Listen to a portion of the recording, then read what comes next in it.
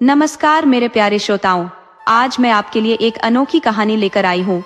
कहानी में आपको एक लालची साहूकार का जाल, एक रहस्यमय भिखारी की मदद और एक ऐसी चमत्कारी गाय देखने को मिलेगी जो किसी की भी किस्मत बदल सकती है। तो कहानी को आखिर तक जरूर सुनिएगा और कमेंट में बताना मत भूलना कि कहानी का कौन सा हिस्सा आपके दिल को छू गया। तो बिना देर किए चलिए कहानी शुरू करते हैं। ये सदियों पहले की बात है। एक गांव था जिसका नाम था गंगापुर। उसी गांव में दया नाम का एक किसान अपने बूढ़े पिता के साथ रहता था। बाप बेटे के पास जमीन के नाम पर बस एक छोटा सा टुकड़ा था और उसी में मेहनत करके दोनों का गुजारा चल जाता था। घर में वो दो ही तो लोग थे। दया की माँ तो तभी भगवान को प्यारी हो गई थी जब दया मुश्किल से 10 साल का रहा होगा। दया के पिता ने फिर दूसरा ब्याह नहीं रचाया। वो बेचारे काफी गरीब आदमी थे। उन्होंने सौतेली माँ के बारे में सुन रखा था कि 1000 में कोई 2-4 ही ऐसी निकलती हैं जो सौतेले बेटे को अपना प्यार देती होंगी। और फिर उन्होंने सोचा कि ये दोबारा शादी ब्याह तो अमीर लोगों का काम है। बस यही सोचकर दया के पिता ने खुद ही उसे पालना शुरू कर दिया। अब दया जवान हो चला था तो पिता को बेटे के ब्याह की चिंता सताने लगी थी। अपने जवान बेटे को खुद चूल्हा फूंकते देखना उन्हें अच्छा नहीं लगता था, तो वो इस चक्कर में पड़ गए कि जल्दी से जल्दी घर में बहू आ जाए। बहू की फिक्र में वो इतने डूबे कि एक दिन सरिया गांव चले गए, जहां उनका एक रिश्तेदार रहता था जिसका नाम नगीना था। उस रिश्तेदार की एक बेटी थी जिसका नाम था लाली। लाली एक अच्छी भली और बहुत होशियार लड़की थी। उसके माँ बाप चाहते थे कि उनकी बेटी का ब्याह बहुत अच्छे घर में हो, लेकिन उनके पास दया के पिता पहुंच गए और उन्होंने अपने बेटे दया के लिए बात चलाई। रिश्तेदार बोला कि भाई साहब, मुझे लड़की का ब्याह तो करना ही है, ये तो पक्की बात है, लेकिन लड़का होशियार होना चाहिए। आपके दया को मैंने देखा है, वो तो बहुत ज्यादा बेवकूफ है। वो किसी औरत का गुजारा नहीं कर पाएगा। अरे भाई, औरत को सही ढंग से रखना, उसकी जरूरत का ध्यान रखना, ये तो किसी चतुर आदमी का ही काम है। बेवकूफ लोग तो ध्यान रखने के बदले मारपीट करने लगते हैं। भाई, मेरी बात का बुरा मत मानना, पर आपका बेटा मेरी बेटी के लिए सही नहीं है। आप कहीं और रिश्ता देखो। दया के पिता ये सुनकर निराश होकर घर चले आए। उन्हें अपने रिश्तेदार की बात का बड़ा सदमा लगा था। दया कोई बेवकूफ नहीं था, बल्कि वो तो बहुत समझदार था, बस कम बोलता था। एक पिता के लिए तो वो सबसे अच्छा लड़का था। पिता ने फिर भी हार नहीं मानी। वो नारायणपुर अपने ससुराल में गए और वहां भी एक जान पहचान वाले से बात चलाई, मगर वहां बात नहीं बनी। उस लड़की का ब्याह कहीं और तय हो गया था। तो दया के पिता फिर से निराश होकर घर लौट चले। रास्ते में जोरदार बारिश होने लगी। वो उस वक्त एक सुनसान जगह पर थे। छिपने के लिए कोई जगह नहीं थी, तो वो घंटों भीग कर सफर करते हुए घर पहुंचे। दया अपने पिता पर बहुत नाराज हुआ और बोला, आपको कहीं छिप जाना चाहिए था। आप किसान हो, मौसम देखकर भी तो अनुमान लगा लेना चाहिए कि आगे क्या होने वाला है, मौसम कैसा रहेगा। लेकिन आप तो धुन के पक्के हो, आपको तो मरकर भी बहू चाहिए। अब आप ये तमाशा बंद करो। जिसको आना होगा वो हमारे घर चलकर आएगा। आपको कहीं जाने की जरूरत नहीं है। भीगने की वजह से दया के पिता को बुखार हो गया था, तो दया जल्दी से गांव के वैद्य के पास गया। वैद्य ने पहले तो दया को 10 बातें सुनाई। बोला, जब तुम लोग बीमार पड़ते हो तो मुंह उठाए हमारे पास चले आते हो, जबकि साथ में कभी पैसा नहीं लाते। मांगने पर वही टका सा जवाब मिलता है कि फसल होने पर लौटा देंगे, और फसल कटने पर तुम्हारे पिता जवाब देते हैं कि इस साल फसल अच्छी नहीं हुई, अगली साल हर हाल में लौटा देंगे। वो अगला साल 4 साल में कभी नहीं आया, जबकि यह बुखार बार बार आ जाता है। ये ताज्जुब की बात है। वैद्य ने भुनभुनाते हुए बेमन से 2 खुराक दवा दे दी। दया समझ गया था कि वैद्य ने कोई अच्छी दवा नहीं दी है। गरीब आदमी का इस संसार में कोई मददगार नहीं है। जहां भी जाओ लोग 2 बातें सुना ही देते हैं। लोगों की बातें सीधे कलेजे पर लग जाती हैं, लेकिन करे क्या, मजबूरी है। जिनके मुंह देखने से दिन भर भोजन नसीब नहीं होता, हमें उनके भी मुंह गौर से देखने पड़ते हैं। दया दवा लेकर घर आया और अपने पिता को दिया, लेकिन वैद्य की दवा का कोई असर नहीं हुआ। सुबह में भी दवा दी, लेकिन कोई फर्क नहीं पड़ा। घर में पैसे थे नहीं, सिर्फ कुछ थोड़ा बहुत अनाज था। उसे लेकर वो गांव के दुकानदार के पास गया तो उसे कुछ पैसे मिल गए। तो वो दोबारा वैद्य के पास गया और पैसा देकर उससे दवा मांगी तो वैद्य ने दवा दे दी। लेकिन वैद्य की दवा से दया के पिता ठीक नहीं हुए। उनकी हालत और बिगड़ती गई। अब वो चल फिर भी नहीं सकते थे। अब दया मेहनत मजदूरी कर अपना खर्च चलाता और पिता का इलाज कराता। उधर सरेया गांव के नगीना ने अपनी बेटी लाली का ब्याह दया के पड़ोसी कालीचरण के यहाँ कर दिया। ये खबर सुनने के बाद दया के पिता सदमे में आ गए और मर गए। दया अब बिल्कुल अकेला रह गया।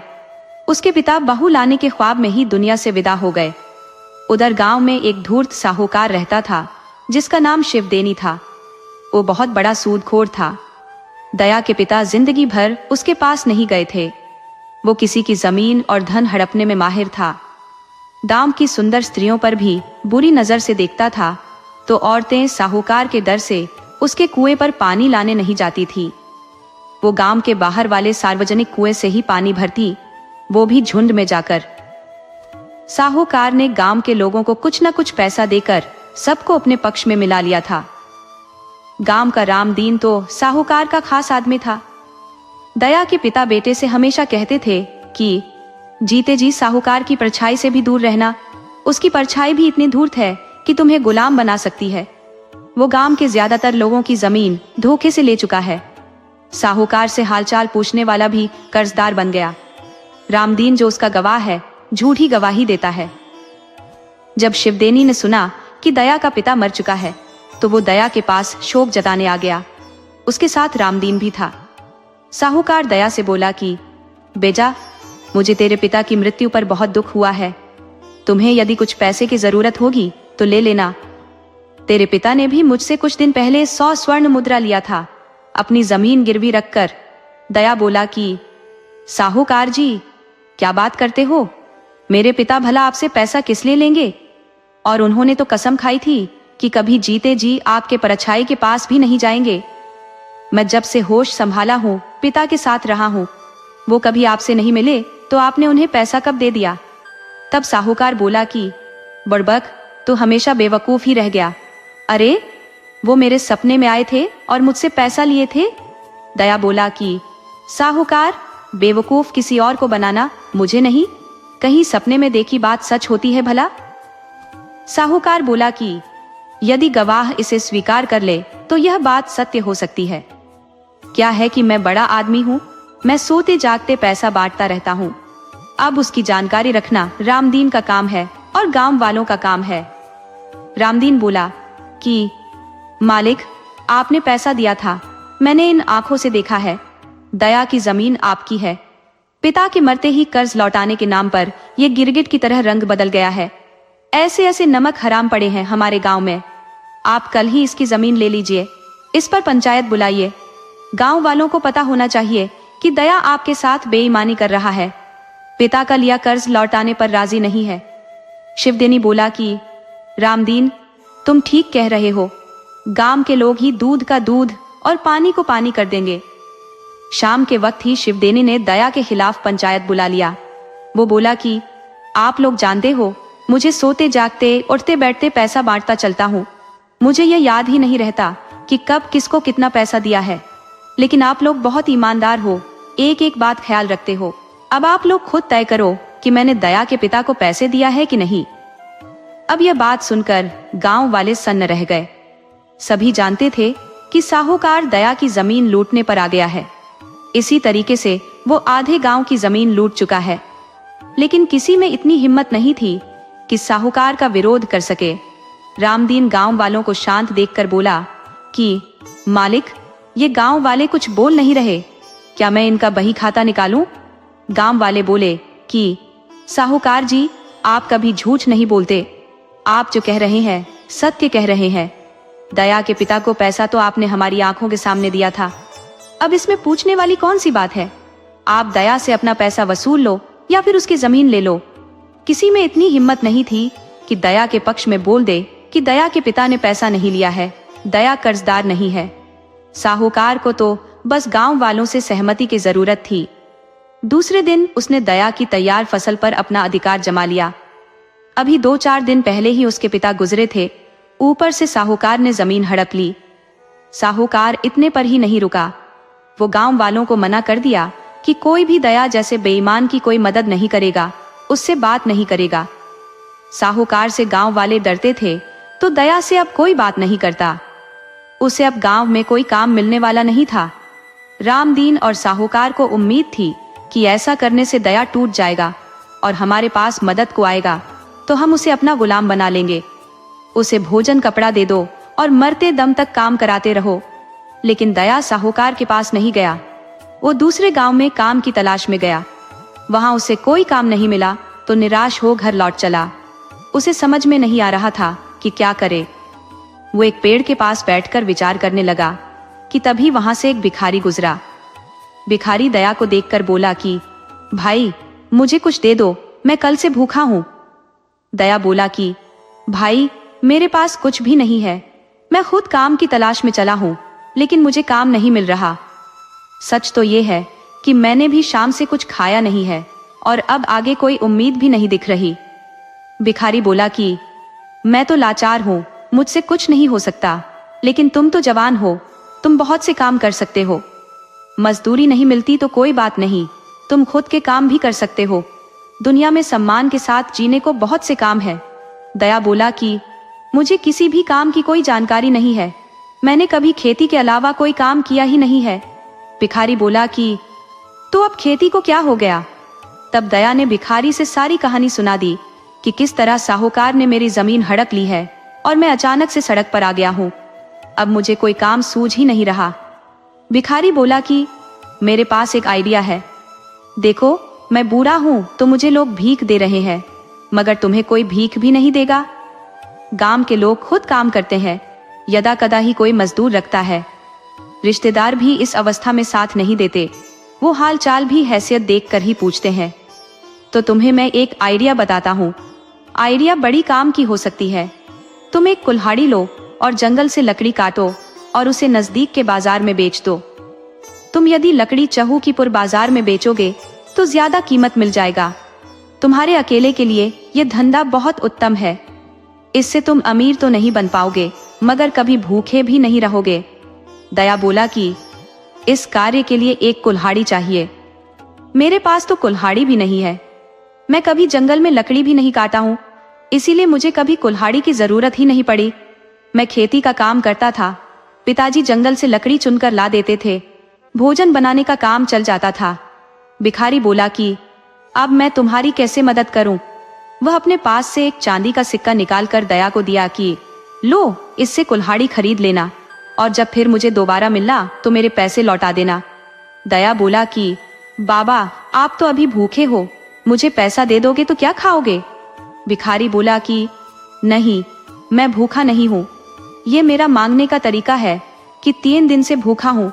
लोग दया बस दे देते हैं। अगर मैं कहूँ कि मैं अभी अभी ठूस ठूस कर मिठाई खाया है, मुझे भिक्षा दो, तो लोग भिक्षा देने के बदले गालियां सुनाने लगेंगे। कबीर बाबा ने कहा भी है कि साच कहे तो मारण धावे, झूठे जग पतियाना। बेटा, जीने के लिए कुछ झूठ बोलने पड़ते हैं, तुम भी समय के साथ सब सीख जाओगे। लो ये पैसा और आज से काम शुरू कर दो, ताकि शाम से तुम्हें भूखा नहीं सोना पड़े। दया सिक्का लेकर बाजार चला गया और एक कुल्हाड़ी खरीद लिया। उसे उसके बाद भी कुछ पैसे बच गए तो खाना खाया और फिर जंगल की तरफ चल दिया। वो जंगल में लकड़ी काटा और फिर बाजार में ले गया। उसे आने जाने में ही शाम हो गई। बाजार से लोग जा चुके थे। उसे लगा कि उसकी लकड़ी नहीं बिक पाएगी तो वह निराश हुआ। उसे नहीं पता था कि शाम के वक्त लकड़ी और उचित रेट में बिक जाती है। वो अभी असमंजस में था कि 2 लोग लकड़ी के लिए आ गए और बिना कोई मोल भाव के एक सिक्के में लकड़ी खरीद लिए। दया पहले ढाबा में भोजन किया, फिर दुकान से कुछ अन्न खरीद लिया कि कल सुबह बनाऊंगा, खाऊंगा। वह घर लौट आया। उसे एक भिखारी और धनवान में फर्क साफ दिख गया था कि गरीब के दिल में दया है, मगर धनवान के दिल में पैसा बनाने की होड़ है, भले ही किसी का गला दबाकर पैसा लूटना पड़े। साहूकार ने मेरा गला घोट ही दिया था कि भिखारी बाबा ने मुझे बचा लिया। दया सोचने लगा कि भिखारी बाबा के उपकार का बदला मैं किस प्रकार चुकाऊं। उनका एक सिक्का तो मैं लौटा दूंगा, लेकिन यह तो व्यापार होगा, उपकार नहीं। मैं अब जब कभी भिखारी बाबा से मिलूंगा तो उनसे आग्रह करूंगा कि वह मेरे घर रहे। मेरे घर में अब मेरे पिता नहीं है, मुझे सही मार्ग दिखाने वाला कोई नहीं है। वह रहेंगे तो मुझे सही रास्ते पर ले जाएंगे, मुझे कभी भटकने नहीं देंगे। दया ने मन में सोच लिया कि भिखारी बाबा के पैर पकड़कर भी अपने घर लाएगा। वह सुबह में जंगल गया और लकड़ी काटकर बाजार ले गया, उसे बेचा और घर आ गया। उसकी निगाह लगातार इधर उधर देख रही थी कि भिखारी बाबा कहीं मिल जाए तो उसे साथ लेकर घर जाए। लेकिन उसे लकड़ी काटते बेचते 1 माह गुजर गया, भिखारी बाबा कहीं नहीं मिले। दया उनका एक सिक्का भी नहीं लौटा सका। दया के दिन मजे से गुजरने लगे।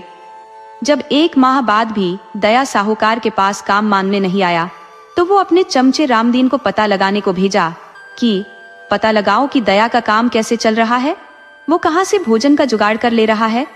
रामदीन बोला कि मालिक, मैं जल्दी ही पता लगा कर आता हूँ कि वह बदमाश अब तक कैसे काम चला रहा है। लगता है घर में जमा कर कुछ अन्न रखा था, उसी को खा रहा है। वह पता लगाने गया तो पता चला कि दया अब लकड़ी काटने का काम कर रहा है और उसे बाजार में बेच रहा है। उससे उसे काफी आय हो जा रहा है। उसे अब अपनी जमीन खोने का कोई गम नहीं है, वो काफी खुशहाल है। रामदीन जल्दी से साहूकार के पास आया और बोला कि मालिक, गजब हो गया, उस बेवकूफ को अक्ल आ गई है। वह जंगल में लकड़ियां काट रहा है और बहुत मजे से रह रहा है। साहूकार बोला कि रामदीन, ये हम लोगों के लिए अच्छा नहीं है। दया गांव वालों को एक अलग रास्ता दिखा रहा है। यदि उसका अनुसरण करके गांव वाले आत्मनिर्भर बन गए तो हमारे लिए मुश्किल खड़ी हो जाएगी, कोई हमारी बात नहीं मानेगा। जब गांव वालों के कदम गांव से बाहर जाने लगेंगे तो यह मूर्ख राज दरबार तक भी जा सकते हैं और हमारी शिकायत भी कर सकते हैं, तो राजा हमारी डुगडुगी बजा देगा। तुम आज रात में दया का घर जला दो, वो घर में सोता है, घर का दरवाजा बाहर से बंद करके उसे जलाना। उसे जिंदा बचना नहीं चाहिए, वरना हमारे लिए काल बन जाएगा। रामदीन बोला कि मालिक, मैं आज प्रयास करूंगा। रामदीन अपने घर गया, अपने घर में 2 बदमाशों को बुलाया तथा समझाया कि तुम लोगों को साहूकार जी 100 सोने की मुद्रा देंगे, लेकिन तुम्हें उनके लिए एक काम करना होगा, तुम्हें घर में बंद कर दया को जलाना होगा। रामदीन की बात उसकी पत्नी ने सुन ली। वह बोली कि तुम पाप कर्म करने की बात कर रहे हो, आदमी को जिंदा जलाने की बात कर रहे हो, वह भी उसके लिए जो सारे गांव की जमीन हड़प कर बैठा है। वह किसी को 1 पैसा नहीं देता। वो बदमाशों से बोले कि तुम लोग इनकी बातों में मत आना, वरना तुम लोग बुरे फंस जाओगे। साहूकार 1 फूटी कौड़ी नहीं देगा, ऊपर से दया के हत्या के जुर्म में तुम दोनों को फांसी पर चढ़वा देगा। दोनों बदमाश बोले कि बहन जी, आप बिल्कुल ठीक कह रही हो, साहूकार काम कराकर कभी किसी को पैसा नहीं देता, हम ये गलत काम नहीं करेंगे। साहूकार और तुम दोनों ही ये काम कर डालो, पैसे भी बच जाएंगे। दोनों बदमाश चले गए तो रामदीन पत्नी पर झल्लाया कि मुफ्त की खाकर तुम्हारी अक्ल मोटी हो गई है, आंख पर चर्बी छा गई है। अरे मत भूलो कि साहूकार की कृपा से हमारे घर में चूल्हे जलते हैं। साहूकार अपनी नजरें घुमा ले तो फिर भोजन के लाले पड़ जाएंगे। स्त्री बोली कि तुम्हें मुफ्तखोरी की आदत पड़ गई है, तुम्हें साहूकार की तलवे चाटने की अपेक्षा सम्मानजनक कोई काम कर लेना चाहिए। तलवे चाट कर पाई गई मिठाई से इज्जत के साथ कमाई गई 2 रोटी भी भली होती है। तुम्हें नहीं खबर कि तेरे कुकर्मों की वजह से हमारे घर जन्म लेते ही बच्चे मर जाते हैं। ऐसा 3 बार हो चुका है, चौथा मुश्किल से बचा है। इसे भी क्यों मार डालने पर तुले हो? तुम साहूकार का साथ छोड़कर दया की तरह कोई रोजगार तलाशो। साहूकार कोई गांव का भगवान नहीं है जो रोज उसकी पूजा करने चले जाते हो। पत्नी ने उसे बहुत खरी खोटी सुनाई तो वह पत्नी से उलझना अच्छा नहीं समझा। घर से निकलकर साहूकार के पास चला गया और साहूकार से बताया कि अब दया के घर में आग लगाने का बीड़ा हम दोनों को ही उठाना होगा। आज रात में चलिए साले को जला डालते हैं। मैंने बदमाशों को बुलाया था, लेकिन वह समझदार निकले। वो समझ गए कि आप काम कराकर उन्हें पैसा नहीं दोगे तो वह पहले पैसे की मांग करने लगे। अब उधारी की बात होती तो मैं 10,000 भी स्वर्ण मुद्रा स्वीकार कर लेता। वे जितना मांगते हम हाँ करते जाते। अब उन्हें कुछ लेना देना तो था नहीं। लेकिन आजकल सभी बदमाश कौवा की औलाद हो गए हैं, वह हमारे छल को समझ जाते हैं। साहूकार बोला कि रामदीन, हमने कभी अपने हाथ से कोई पाप नहीं किया। रामदीन बोला कि मालिक, आपकी बात सही है, लेकिन आप खुद से सोचो कि जिंदगी में कोई पुण्य भी नहीं किया है, इसलिए यह काम कर ही डालो। और हाँ, इस काम में मैं भी आपके साथ हूँ। आप संकोच मत करिए, वरना आपकी उल्टी गिनती शुरू हो जाएगी। अपनी साख बनाए रखने के लिए हमें हर हाल में दया को मारना होगा। साहूकार बोला कि ठीक है, हम तैयार हैं, लेकिन तुम धीरे बोलो। साहूआइन सुन गई तो लेने के देने पड़ सकते हैं। वो हमारे प्रोग्राम को पलीता लगा देगी। वो जानती है कि मैं सारा काम ईमानदारी से करता हूँ, लेकिन पता चल गया कि मैंने ये सारा धन बेईमानी से इकट्ठा किया है तो घर में तूफान ला देगी। तुम तैयारी करो, आधी रात में हम दया के घर धावा बोलेंगे। दोनों योजना अनुसार आधी रात में दया के घर के पास गए। रामदीन अब दया के घर में आग लगाने वाला था कि एक भिखारी वहां आ गया। रामदीन उसे देख ठहर गया तो भिखारी बोला कि मालिक, कुछ खाने को दे दो, मैं 2 दिन से भूखा हूँ। रामदीन बोला कि साला, आधी रात में धमका, ये भी कोई भीख मांगने का वक्त है? साला हमारी योजना विफल कर दिया तो कोई चोर तो नहीं है? भिखारी बोला कि मालिक, यही बात तो मैं भी आप दोनों से पूछ सकता हूँ कि आप दोनों चोर तो नहीं हो। अब ऐसे समय पर भिखारी ने तीर छोड़ा था कि दोनों कुछ बोल भी नहीं सकते थे। भिखारी बोला कि रामदीन, तुम दूसरे के घर में आग लगाने चले हो। तेरा घर खुद जल रहा है, तेरा बेटा अंतिम सांस ले रहा है, जल्दी से घर जाओ। रामदीन बेटे की अंतिम सांस की बात सुन घर की तरफ दौड़ लगा दिया। साहूकार शिवदेनी अकेला पड़ गया तो वह भी भाग लिया। भिखारी अंतर्ध्यान हो चुका था, उसे ऐसा करते दोनों ने देखा नहीं था। रामदीन को भागते देख उसके पीछे कुत्ते पड़ गए तो शिवदेनी को भी कुत्तों ने खदेड़ लिया। किसी तरह जान बचाकर दोनों अपने अपने घर गए। रामदीन का बेटा गुजर चुका था। उसकी स्त्री दहाड़ मारकर रो रही थी तो पास पड़ोस के लोग भी उसके घर जमा हो गए। आज रामदीन का चौथा पुत्र भी गुजर गया। पत्नी चीख चीख कर कह रही थी कि हमारे ऊपर गांव वालों की आह पड़ी है। मेरे पति के बुरे कर्म ही मेरे बेटों के मरने का जिम्मेवार है। मेरे बेटे मरे नहीं है, बल्कि पति ने खुद इनकी हत्या किया है। पुत्र के मरने का गम रामदीन को 2-4 दिन तक रहा, लेकिन जब साहूकार ने समझाया कि कर्म फल कुछ नहीं होता, मैं तो सारे गांव की जमीन हड़प कर बैठा हूँ, मुझे तो कुछ नहीं होता, ये सब कहने की बातें हैं। तुम्हारे बेटों की उम्र ही कम थी। तुम उन सब बातों से बाहर निकलो और दया को मारने पर विचार करो। हम उसे जंगल में ही मार देते हैं। रामदीन बोला कि मालिक, हम आज ही जंगल की तरफ चलते हैं और कोई प्लान बनाते हैं, फिर हम उस पर अमल करेंगे। ये प्लान सीक्रेट होगा, हम घातक तरीके से उस पर हमला करेंगे। शिवदेनी बोला कि हम दोनों बूढ़े हो चले हैं, जबकि दया अभी नौजवान है। उसमें हो सकता है बहुत ताकत हो तो वह हम दोनों को एक साथ मार भी सकता है। हम सीधे तरीके से उसे नहीं मार सकते। अब हमें पैसा खर्च करना पड़ेगा और उसके बाद ही हम दया को निपटा पाएंगे। तुम इस काम के लिए 3-4 पहलवान टाइप के आदमी का इंतजाम करो। रामदीन बोला कि मालिक, इस काम के लिए पहले पैसा फेंको। दोनों को पता था कि साहबपुर में 2 पेशेवर पहलवान टाइप के बदमाश हैं। पैसा लेकर किसी की भी पिटाई कर देते हैं। वह ज्यादा पैसा पाने पर दया को निपटा सकते हैं। दोनों उन दोनों के पास गए और अपनी बात बताए तथा उनके सामने सोने की मोहरों की थैली रख दी। दोनों बदमाशों को हैरानी हुई कि एक लकड़हारा को मारने के लिए दोनों इतने उतावले क्यों हैं। वह पैसा ले लिए और एक दूसरे का मुंह देखने लगे। पहले ने दूसरे को इशारा किया कि काम बन गया, भला हमें किसी को मारने मरने की क्या जरूरत।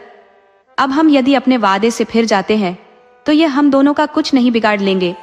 किसी से कह भी नहीं सकते, हमारे ऊपर पंचायत भी नहीं बैठा सकते कि दया को क्यों नहीं मारे। हमारा पैसा वापस करो। उधर दोनों खुश होकर अपने गांव लौट गए। उन्हें पूरा उम्मीद था कि दोनों पहलवान दया को निपटा देंगे, लेकिन 4-5 दिन गुजर जाने पर भी जब दया गांव में विचरण करता दिखा तो साहूकार का माथा ठनक गया।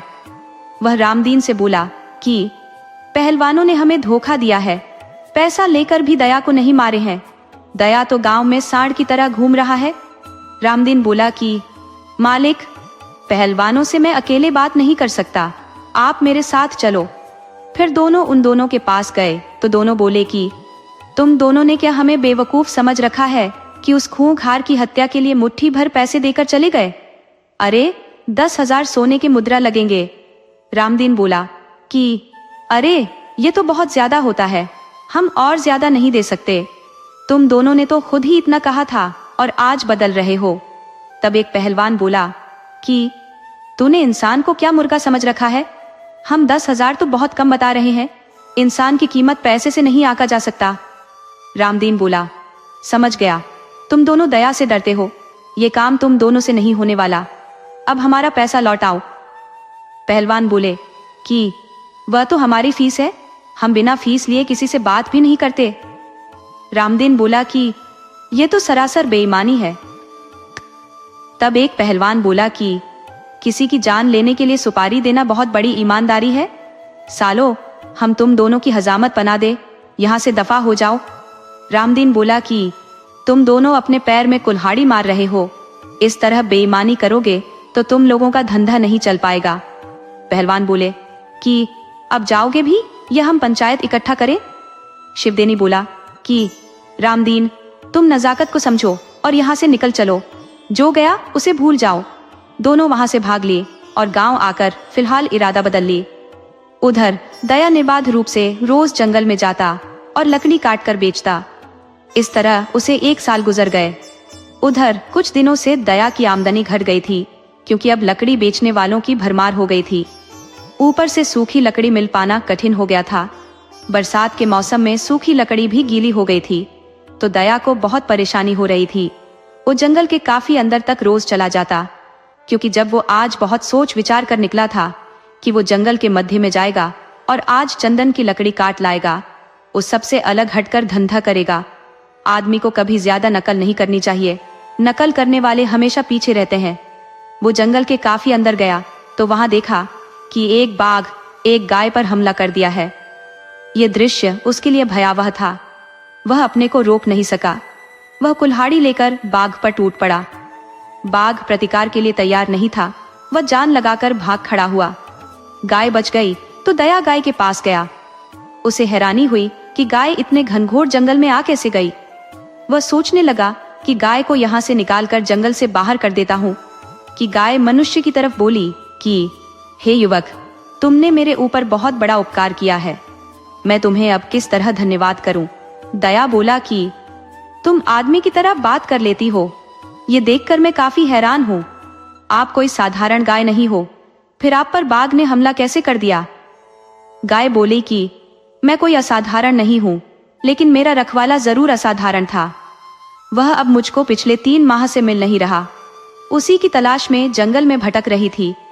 लेकिन जब मुझे मेरा मालिक नहीं मिला है तो क्या तुम मुझे अपने पास रख लोगे? दया बोला कि यह तो मेरा सौभाग्य होगा कि मैं आपको अपने घर रखूं, लेकिन मेरे पास एक समस्या है कि मैं अब आपकी रखवाली कैसे करूंगा। मेरा काम तो लकड़ी काटना है। गाय बोली कि मैं कोई तुम पर मुसीबत नहीं बनूंगी, मैं खुद घास खा लूंगी। मैं सालों भर दूध देती हूँ। तुम मेरे दूध को खा सकते हो, बेच सकते हो, या तुम्हें दूध बेचने की जरूरत नहीं पड़ेगी। मेरे गोबर में से रोज एक सोने का सिक्का निकलता है, क्या वह तुम्हारे लिए कम पड़ेगा? दया बोला कि गाय माता, वो हमारे लिए पर्याप्त होगा। आप शौक से मेरे साथ चलो।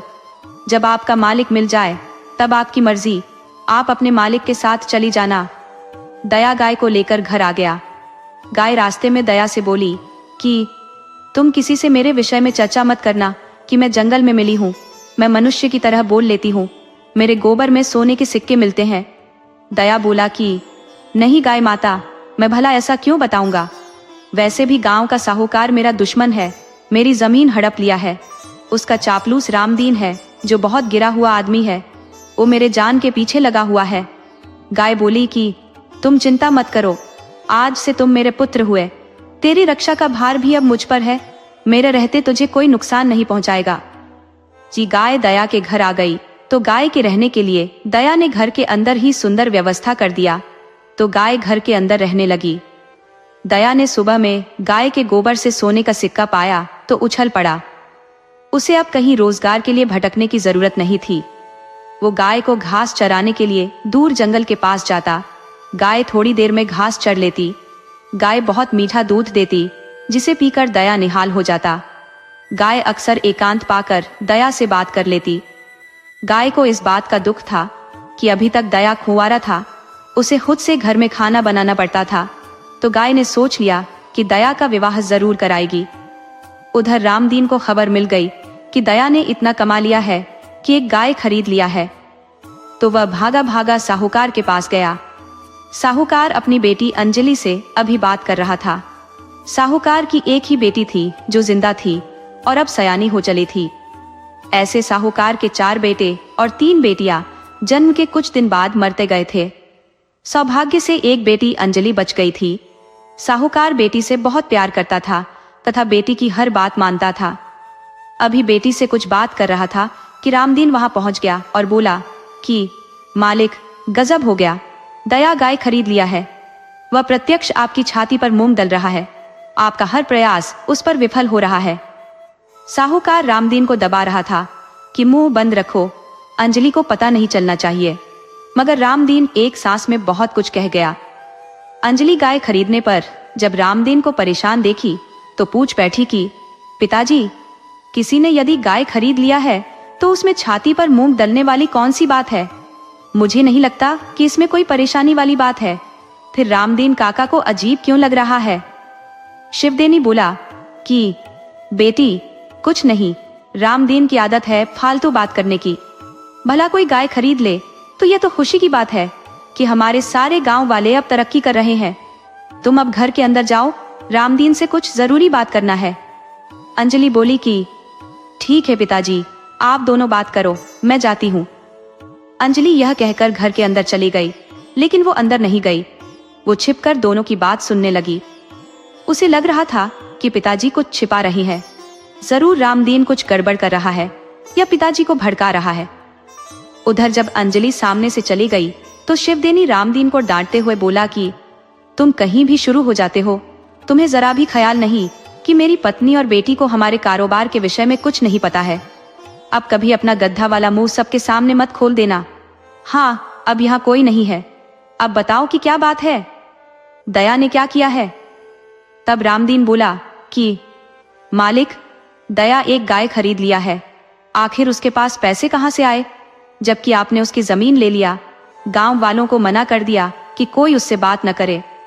अब उसे गांव का कोई कुछ भी नहीं देता, न कोई बात करता है, मगर फिर भी वह कुछ पेड़ की लकड़ी बेचकर कहां से पैसा पा जाता है। लगता है कुछ गड़बड़ कर रहा है। शिवदेनी बोला कि हम कोई उपाय लगाकर साले का घर और गाय हथिया लेते हैं, नहीं तो वह हमारे लिए समस्या बनता जाएगा।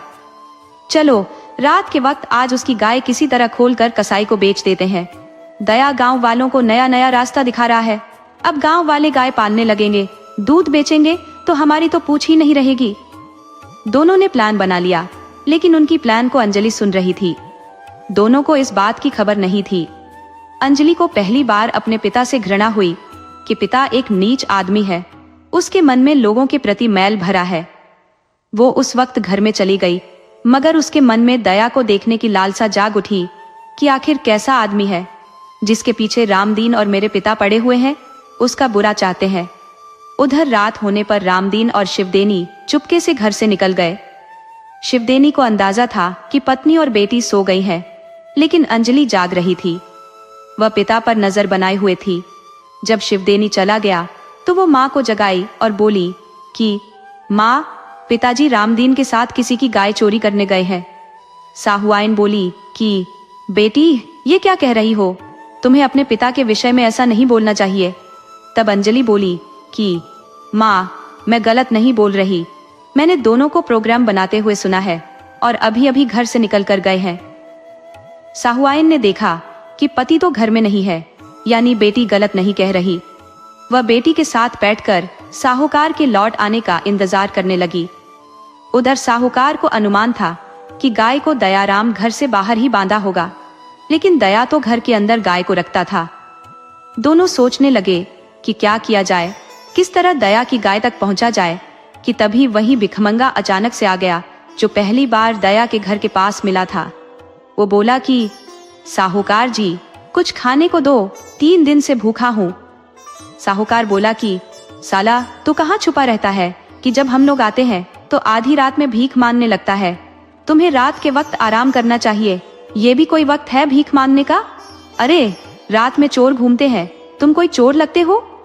भिखमंगा बोला कि और तुम लोग रात में भजन करने निकले हो। अरे, चोर तो तुम भी हो, दया की गाय चुराने आए हो। लेकिन तुम्हें नहीं पता, दया ने गाय पर पहरा लगा रखा है। 2 खूंखार कुत्ते उसकी रखवाली करते हैं। अब तुम दोनों अपना चबूतरा बचाओ, वो अब आने ही वाले हैं। भिखमंगा तुरंत 2 कुत्तों में बदल गया और दोनों पर टूट पड़ा। ऐसा अजूबा दोनों ने देखा नहीं था। साहूकार को लगा कि कोई भयानक भूत है जो भिखारी बनकर आया था। शायद दया ने भूत को प्रसन्न कर लिया है, इसलिए उसकी घर की रखवाली करता है। दोनों कुत्तों ने पीछे से खूब काटा था।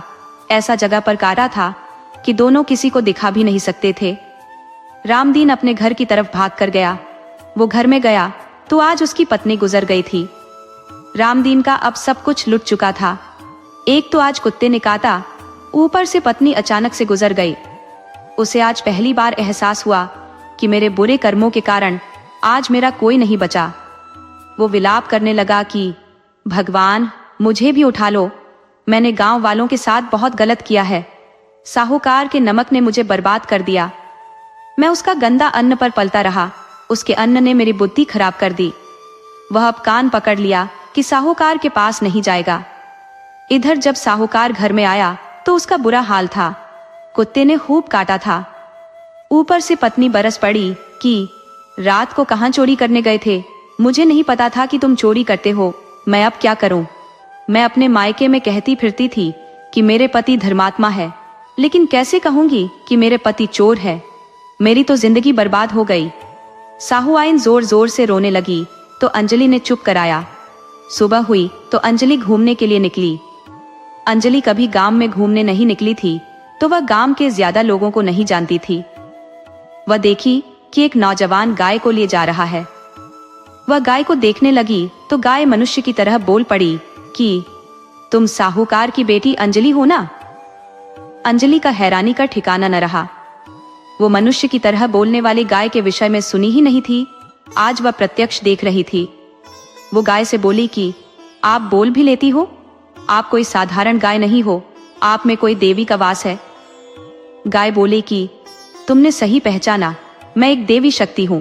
मैं मनुष्य के बुरे और अच्छे कर्मों को भी जानती हूँ। मुझे पता है कि तुम्हारे पिता बहुत धूर्तता के साथ पूरे गांव को गुलाम बना लिए हैं। दया की तो सारी जमीन हड़प लिए हैं। गाय ने अंजलि से उसके पिता के कारनामे बताए कि किस तरह सपने की बात सुनाकर असली में जमीन हड़प लेते हैं। अंजलि बोली कि गौ माता, मैं आपकी सेवा करना चाहती हूँ, आप कोई उपाय बताओ कि मैं आपकी सेवा कर सकूं। तब गाय ने अंजलि के कान में बहुत कुछ समझाया। अंजलि अपने घर आ गई और उस दिन किसी से कुछ नहीं कही, लेकिन दूसरे दिन प्रातः उठकर पिता से बोली कि पिताजी, मुझे अपने पति के घर जाना है। साहूकार बोला कि बेटी, ये क्या बहकी बहकी बातें कर रही हो, अभी तेरा विवाह कहाँ हुआ है जो पति की बात कर रही हो। तब अंजलि बोली कि आज रात मेरा विवाह दया के साथ सपने में हुआ है। सीप साहूकार बोला कि यह क्या तमाशा है, कहीं सपने में देखी गई बात सत्य होती है। तब अंजलि बोली कि सपने में देखी गई बात ही सत्य होती है, आप खुद उसे सत्य करते आए हो। आपके पास पूरे गांव की जमीन सपने में देखकर ही मिली है। अगर सारे गांव की जमीन लेने के लिए सपना सत्य हो सकता है, तो मेरे विवाह के लिए सपना झूठा कैसे हो सकता है। मैं अब आपकी ही तरह सपने को सत्य मान गई हूँ। साहूकार बोला कि नहीं, मैंने कभी कोई सपना नहीं देखा, बस सपने वाली बात बताकर सबकी जमीन ले लिया हूँ। वह जमीन मैं कोई अपने लिए नहीं लिया हूँ, सिर्फ तेरी भलाई के लिए हमेशा लगा रहता हूँ। अंजलि बोली कि मेरी भलाई दया से विवाह करने में है। साहूकार बोला कि तेरा माथा खराब हो गया है, मैं 2 दिन में तेरा विवाह किसी अच्छे लड़के से करा देता हूँ। वह अंजलि को जबरदस्ती एक घर में बंद करने लगा कि तभी वह भिखमंगा आ गया और बोला कि साहूकार जी, मुझे कुछ खाने को दो। साहूकार भिखमंगे को देखते ही कांपने लगा, क्योंकि वह अपनी आंखों के सामने उसे कुत्ते में बदलते दिखा था। भिखमंगा एक साधु में बदल गया और बोला कि साहूकार, तेरा भाग्य और दुर्भाग्य तेरी बेटी पर निर्भर है। यदि तू इसकी बात मान लेता है तो तेरे भाग्य खुल जाएंगे, वरना तेरा सर्वनाश निश्चित है। साहूकार को समझ में आ गया था कि यह साधु कोई साधारण नहीं है, तो दया की गाय भी कोई साधारण नहीं होगी। इस साधु से पंगा लेना मतलब सर्वनाश। और फिर अंजलि खुद ही दया को पति मान चुकी है, तो अब दोनों का विवाह करा देने में ही भलाई है। सेठ ने बेटी से कहा कि मैं तेरे विवाह को तैयार हूँ, अब दया से तुम विवाह कर सकती है। बात अंजलि पिता से बोली कि पिताजी, मैंने कोई गलत फैसला नहीं लिया है, बल्कि इस वक्त दया के ऊपर ईश्वर की कृपा है, आपने भी प्रत्यक्ष देख लिया है। साधु अंजलि को आशीर्वाद देकर अंतर्ध्यान हो गए। साहूकार ने बेटी का विवाह दया से करा दिया। बेटी अंजलि ने सारे गांव वालों की जमीन वापस लौटा दी। इस तरह दया सुखपूर्वक पत्नी के साथ रहने लगा। उधर जिस लड़की के पिता नगीना ने दया को मूर्ख कहकर ठुकरा दिया था, वह लाली नाम की लड़की दया के पड़ोस में ब्याही गई थी। समय के साथ उसका पति कालीचरण दरिद्र होता चला गया। अब उसके पास कुछ नहीं था, तो लाली अब मजदूरी पर दया की गाय के लिए घास काट कर लाती थी। नगीना जब बेटी के पास आया और जब दया का ठाट देखा, तो उसे अपने पर अफसोस हुआ कि भूल बस सोना को पीतल समझ ठुकरा दिया था। आज वह सोने की तरह चमक रहा है और बेटी लाली आज उसके टुकड़ों पर पल रही है। नगीना को समझ में आ गया था कि किसी का अपमान नहीं करना चाहिए। आदमी की किस्मत का कोई भरोसा नहीं, कौन कब गरीब हो जाए और कौन कब अमीर बन जाए। दया अब अपनी गौ माता के कहे अनुसार रहने लगा था। आज की कहानी में बस इतना ही।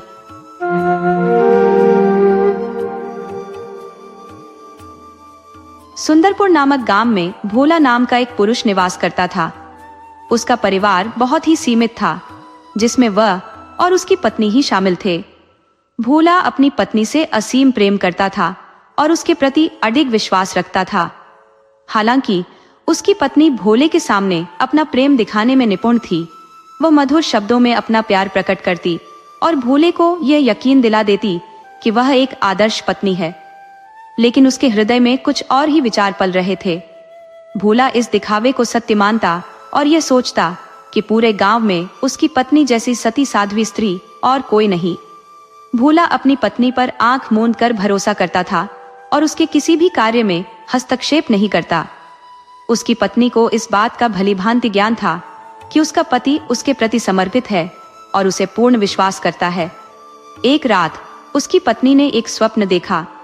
स्वप्न में उसने देखा कि उनके घर के द्वार पर एक भिक्षुक भिक्षा मांगने आया। भिक्षुक की आवाज सुनकर वह तुरंत एक थाली में अन्न लेकर दरवाजे की ओर बढ़ी। जब उसने भिक्षुक की झोली में अन्न डाला, तो संयोगवश उसकी उंगली भिक्षुक के हाथ से स्पर्श कर गई। अगले दिन जब वह नींद से जागी, तो अत्यंत विचलित थी। उसने सुबह सुबह अपने पति से कहा, पतिदेव, मेरे साथ एक बड़ी विचित्र घटना घटित हुई है। मैं इसे आपके साथ साझा करना चाहती हूँ, क्योंकि इस विचार से मेरा मन अशांत है। भोला ने उसकी व्यथा देख पूछा, अरे भाग्यवान, ऐसा क्या हो गया जो तुम्हारा मुख इतना मलिन है? अपना कष्ट मुझसे कहो। तब उसकी पत्नी कहने लगी, स्वामी, बीती रात मैंने एक स्वप्न देखा और उसमें कुछ ऐसा हुआ जिसने मुझे गहरे विचारों में डाल दिया। मैंने देखा कि हमारे घर के द्वार पर एक भिक्षुक आया। उसने जब भिक्षा की पुकार लगाई, तो मैं थाली में अन्न लेकर उसके पास गई। लेकिन जब मैंने उसकी झोली में अन्न डाला, तो मेरी उंगली अनजाने में उसके हाथ से छू गई। अब मेरे मन में यही विचार उमड़ घुमड़ रहे हैं कि मैंने यह कितना बड़ा अपराध कर दिया है। आप तो जानते हैं कि मैं एक पतिव्रता स्त्री हूँ और मेरे लिए पराये पुरुष से किसी भी प्रकार का स्पर्श अत्यंत पाप है। मेरा पतिव्रत धर्म अब नष्ट हो गया, क्योंकि कहा जाता है कि पतिव्रता स्त्री को स्वप्न में भी पराये पुरुष का स्पर्श नहीं करना चाहिए। हे स्वामी, मैं आपसे प्रार्थना करती हूँ कि आप मेरी उस उंगली को काट दीजिए जिसने उस भिक्षुक को छुआ है। केवल तभी मेरे मन को शांति मिल पाएगी।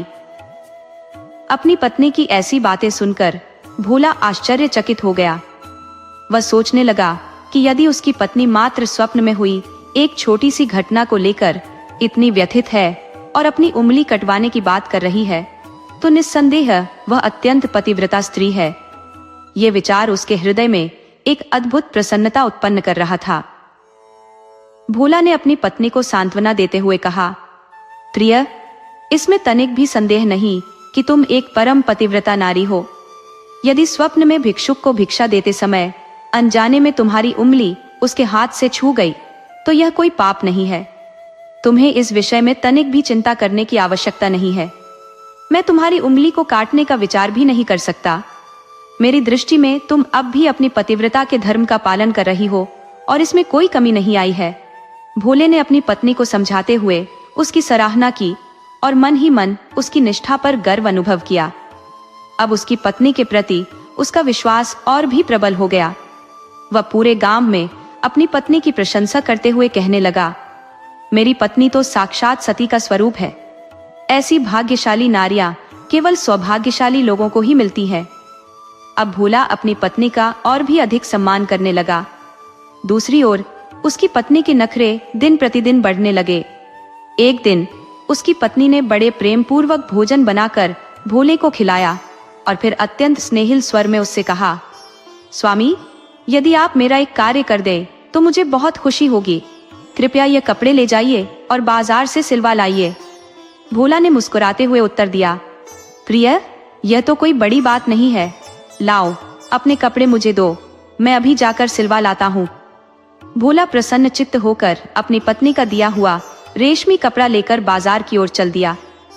बाजार पहुंचने पर उसने देखा कि एक दर्जी अपनी दुकान पर बैठा हुआ है।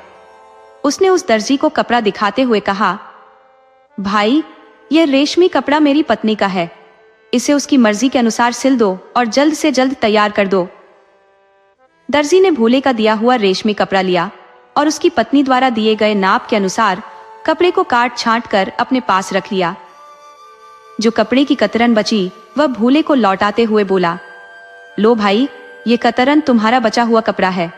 इसे अपने घर ले जाओ, हमें इसकी आवश्यकता नहीं। हमारे यहाँ तो अत्यंत ईमानदारी से कार्य किया जाता है। मैं किसी के कपड़े का एक धागा भी अपने पास नहीं रखता। दर्जी की यह बात सुनकर भोला का हृदय विस्मय से भर गया।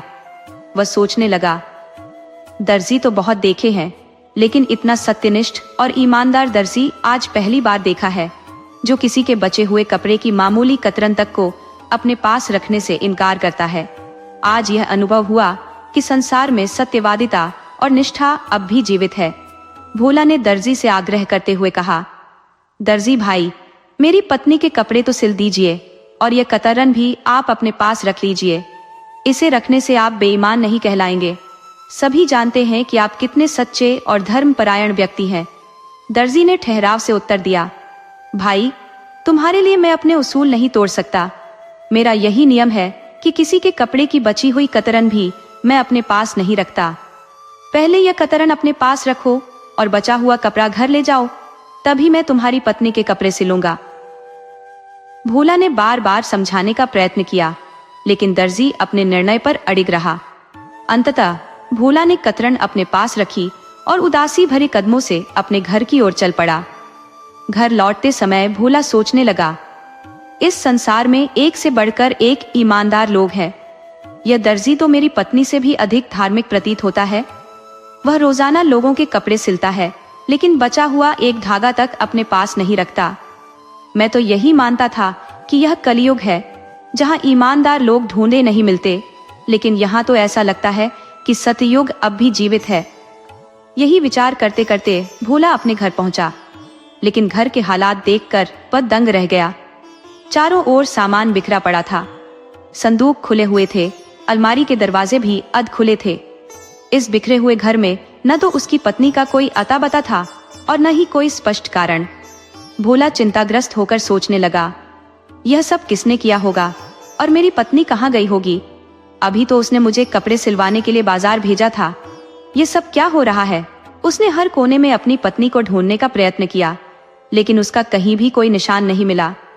बेचैनी और आशंका से भरा भोला पड़ोसी के पास गया और उनसे पूछा, भाई, मेरी पत्नी ने मुझे कपड़े सिलवाने भेजा था, लेकिन जब मैं वापस लौटा तो न उसे घर में पाया और न ही घर की स्थिति सामान्य दिखी।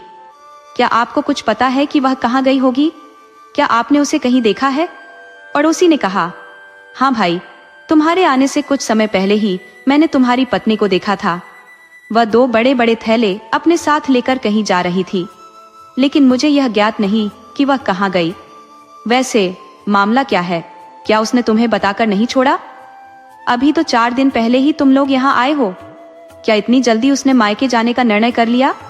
क्या तुम दोनों के बीच कोई विवाद हुआ है? इसके बाद पड़ोसी ने भोला को ढांढस बंधाते हुए कहा, खैर, चिंता करने की कोई आवश्यकता नहीं है। अधिक से अधिक वह अपने मायके ही गई होगी, 2-4 दिन में लौट आएगी, तुम परेशान मत हो। भोला ने निराश होकर कहा, अरे भाई, अगर वह कहीं गई होती तो कम से कम मुझे सूचित तो करती। वह तो मुझसे पूछे बिना पानी तक नहीं पीती, और मायके की बात कर रहे हो तो उसका तो कोई मायका है ही नहीं। मैंने भी आज तक उसका मायका नहीं देखा। अभी तो 2 महीने पहले ही हमारी भेंट हुई थी।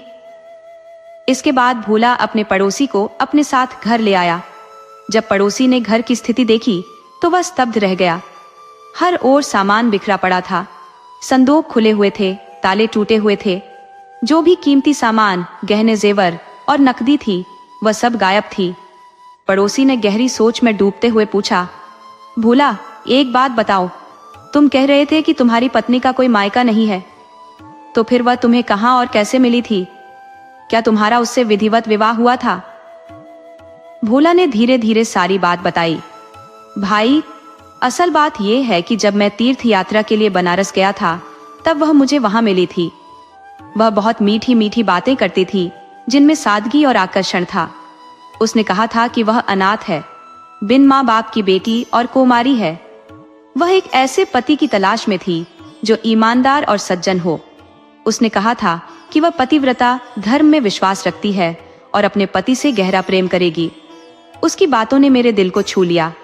मुझे लगा कि यह स्त्री मेरी जीवन संगिनी बनने के योग्य है। मैं भी ऐसी ही पत्नी चाहता था। फिर हमने बनारस के एक मंदिर में विवाह किया और यहाँ आकर साथ रहने लगे। भोला की बात सुनकर पड़ोसी ने लंबी सांस ली और गंभीरता से कहा, भाई, सच्चाई यह है कि न तुम्हारी पत्नी चरित्रवान थी, न वह सीता और अनुसुईया जैसी देवियों की राह पर चलने वाली, और न ही उसने तुमसे प्रेम किया। वह तो केवल तुम्हें छलने के लिए सतवंती होने का स्वांग कर रही थी। दरअसल उसका उद्देश्य तुम्हारे घर का सारा धन संपत्ति हड़पना था। जब तक तुम घर पर रहे, उसने अपने कपट को छिपाए रखा और पत्नी होने का दिखावा किया।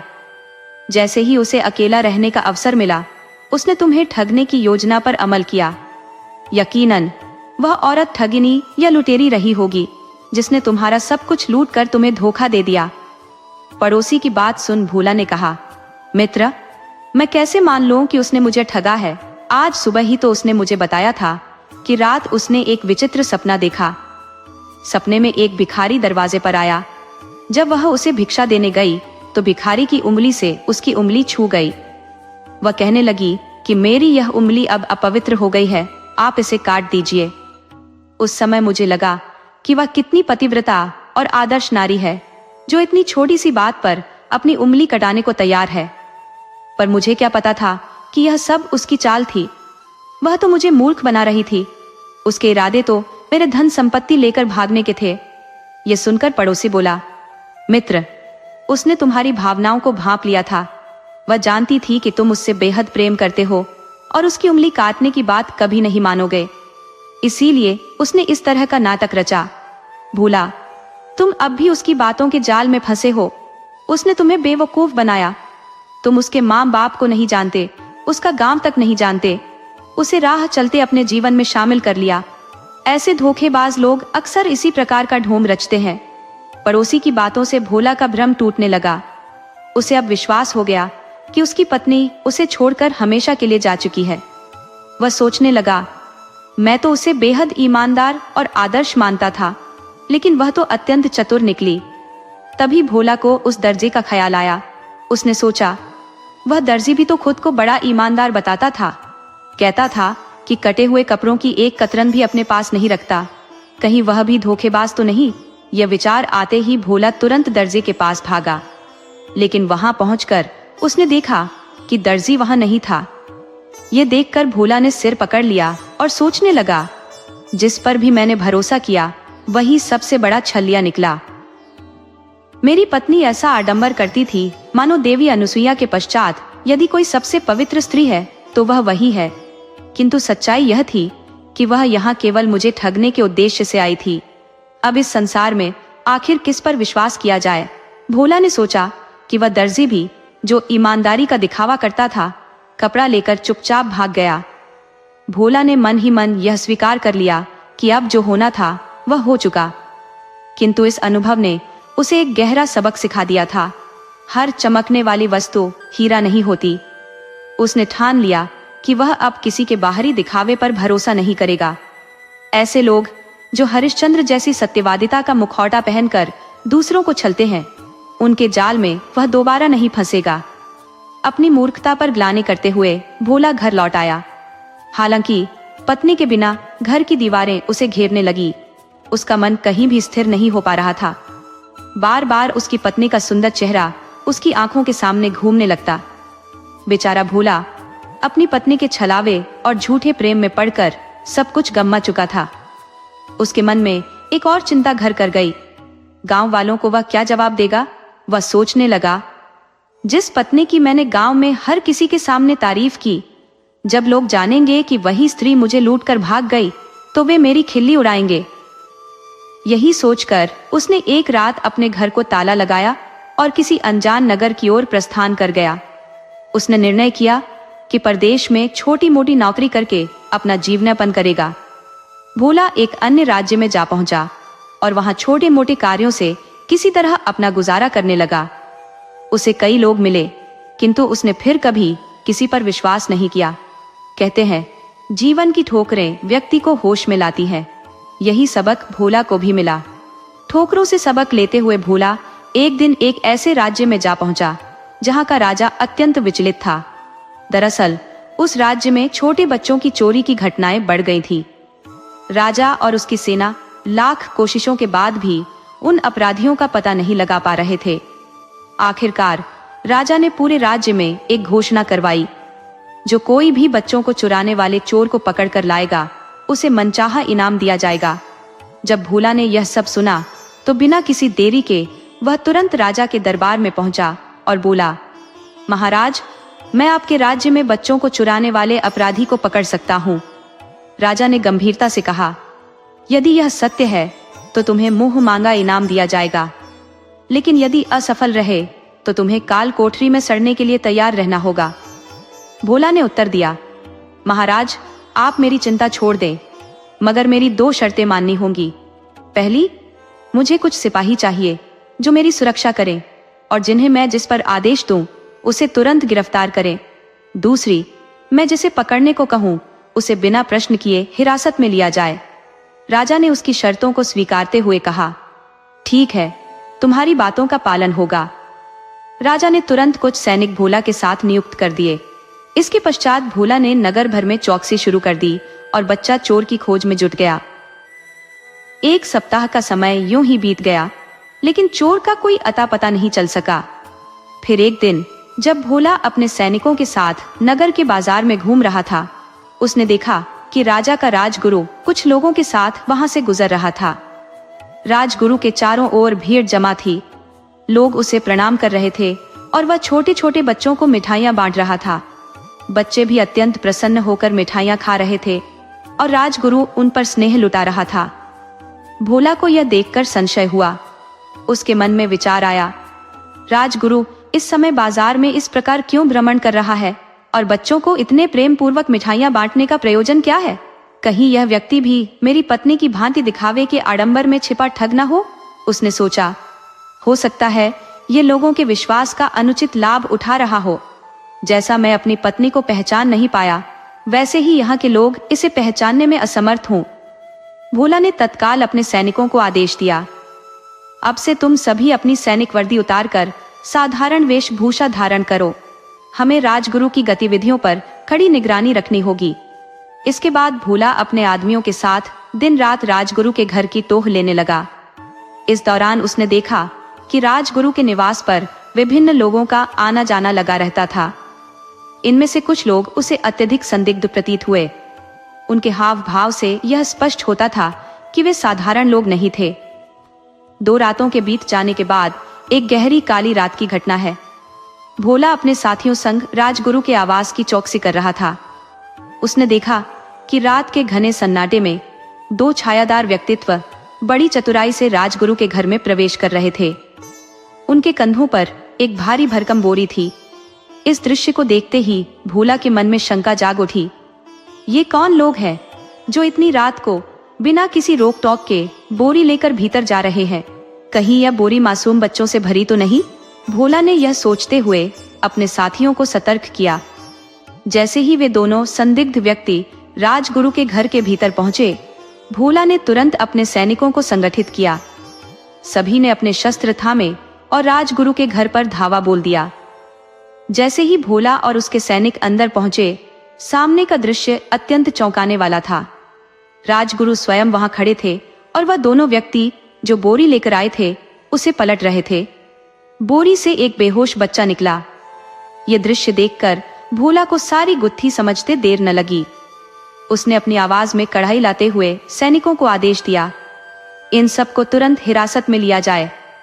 सैनिकों ने बिना विलंब किए राजगुरु और उसके दोनों साथियों को गिरफ्तार कर लिया। भोला ने जब कठोरता से राजगुरु से इस कृत्य का रहस्य पूछा तो राजगुरु के चेहरे से नकाब हट गया। उसने स्वीकार किया, हाँ, मैं इन बच्चों को नगर से अपहरण करवाता हूँ। मेरी तांत्रिक साधना के लिए 21 बच्चों की बलि आवश्यक थी। मैंने कई बच्चों को पहले ही कैद कर लिया था, परंतु तुम्हारे हस्तक्षेप ने मेरा पूरा खेल बिगाड़ दिया। इसके बाद राजगुरु के घर में बने गुप्त तहखाने से कई मासूम बच्चों को मुक्त कराया गया। ये भयावह रहस्य उजागर होने के बाद राजा को सूचना दी गई। राजा को जब पता चला कि भोला ने उनके प्रिय राजगुरु को गिरफ्तार कर लिया है, तो वे अत्यंत क्रोधित हो गए और तुरंत भोला को दरबार में उपस्थित होने का आदेश दिया। भोला जब राजा के समक्ष पेश हुआ तो राजा ने उसे कड़ी फटकार लगाई। तुम्हारी ये हिमाकत कैसे हुई कि तुमने हमारे राजगुरु को गिरफ्तार किया? भोला ने शांत किंतु दृढ़ स्वर में उत्तर दिया, महाराज, आपके राज्य में जो मासूम बच्चों का अपहरण हो रहा था, उसके पीछे इन्हीं राजगुरु का हाथ है। वे अपनी तांत्रिक साधना के लिए इन मासूमों की बलि देना चाहते थे, लेकिन मैंने समय रहते उनका पर्दाफाश कर दिया और उन्हें रंगे हाथ पकड़ लिया। राजा को भोला ने यह समझाया कि राजगुरु ने अपना अपराध स्वयं स्वीकार कर लिया है। यदि इस पर भी संदेह हो तो उन व्यक्तियों को बुलवा कर सत्यापित किया जा सकता है जिनके बच्चों को राजगुरु के गुप्त तहखाने से बरामद किया गया है। यह सुनकर राजा को भोला की बातों पर भरोसा हो गया। राजा ने राजगुरु की ओर घृणा भरी दृष्टि से देखते हुए कहा, हमने कभी कल्पना भी नहीं की थी कि आप ऐसा अधम कार्य करेंगे। राजा के इन शब्दों पर राजगुरु ने शर्मिंदगी में अपनी निगाहें झुका ली। राजा ने तत्काल सैनिकों को आदेश दिया कि राजगुरु को पकड़कर काल कोठरी में डाल दिया जाए। इसके बाद राजा ने भोला की प्रशंसा करते हुए कहा, भोला, हमने तो कभी स्वप्न में भी नहीं सोचा था कि राजगुरु इतना पतित कार्य करेंगे। हमने तो उन पर आंख मूंद कर विश्वास किया था। आखिर तुमने कैसे जाना कि इस साजिश के पीछे राजगुरु का हाथ है? भोला ने उत्तर दिया, महाराज, यह मेरे जीवन के व्यक्तिगत अनुभवों पर आधारित है।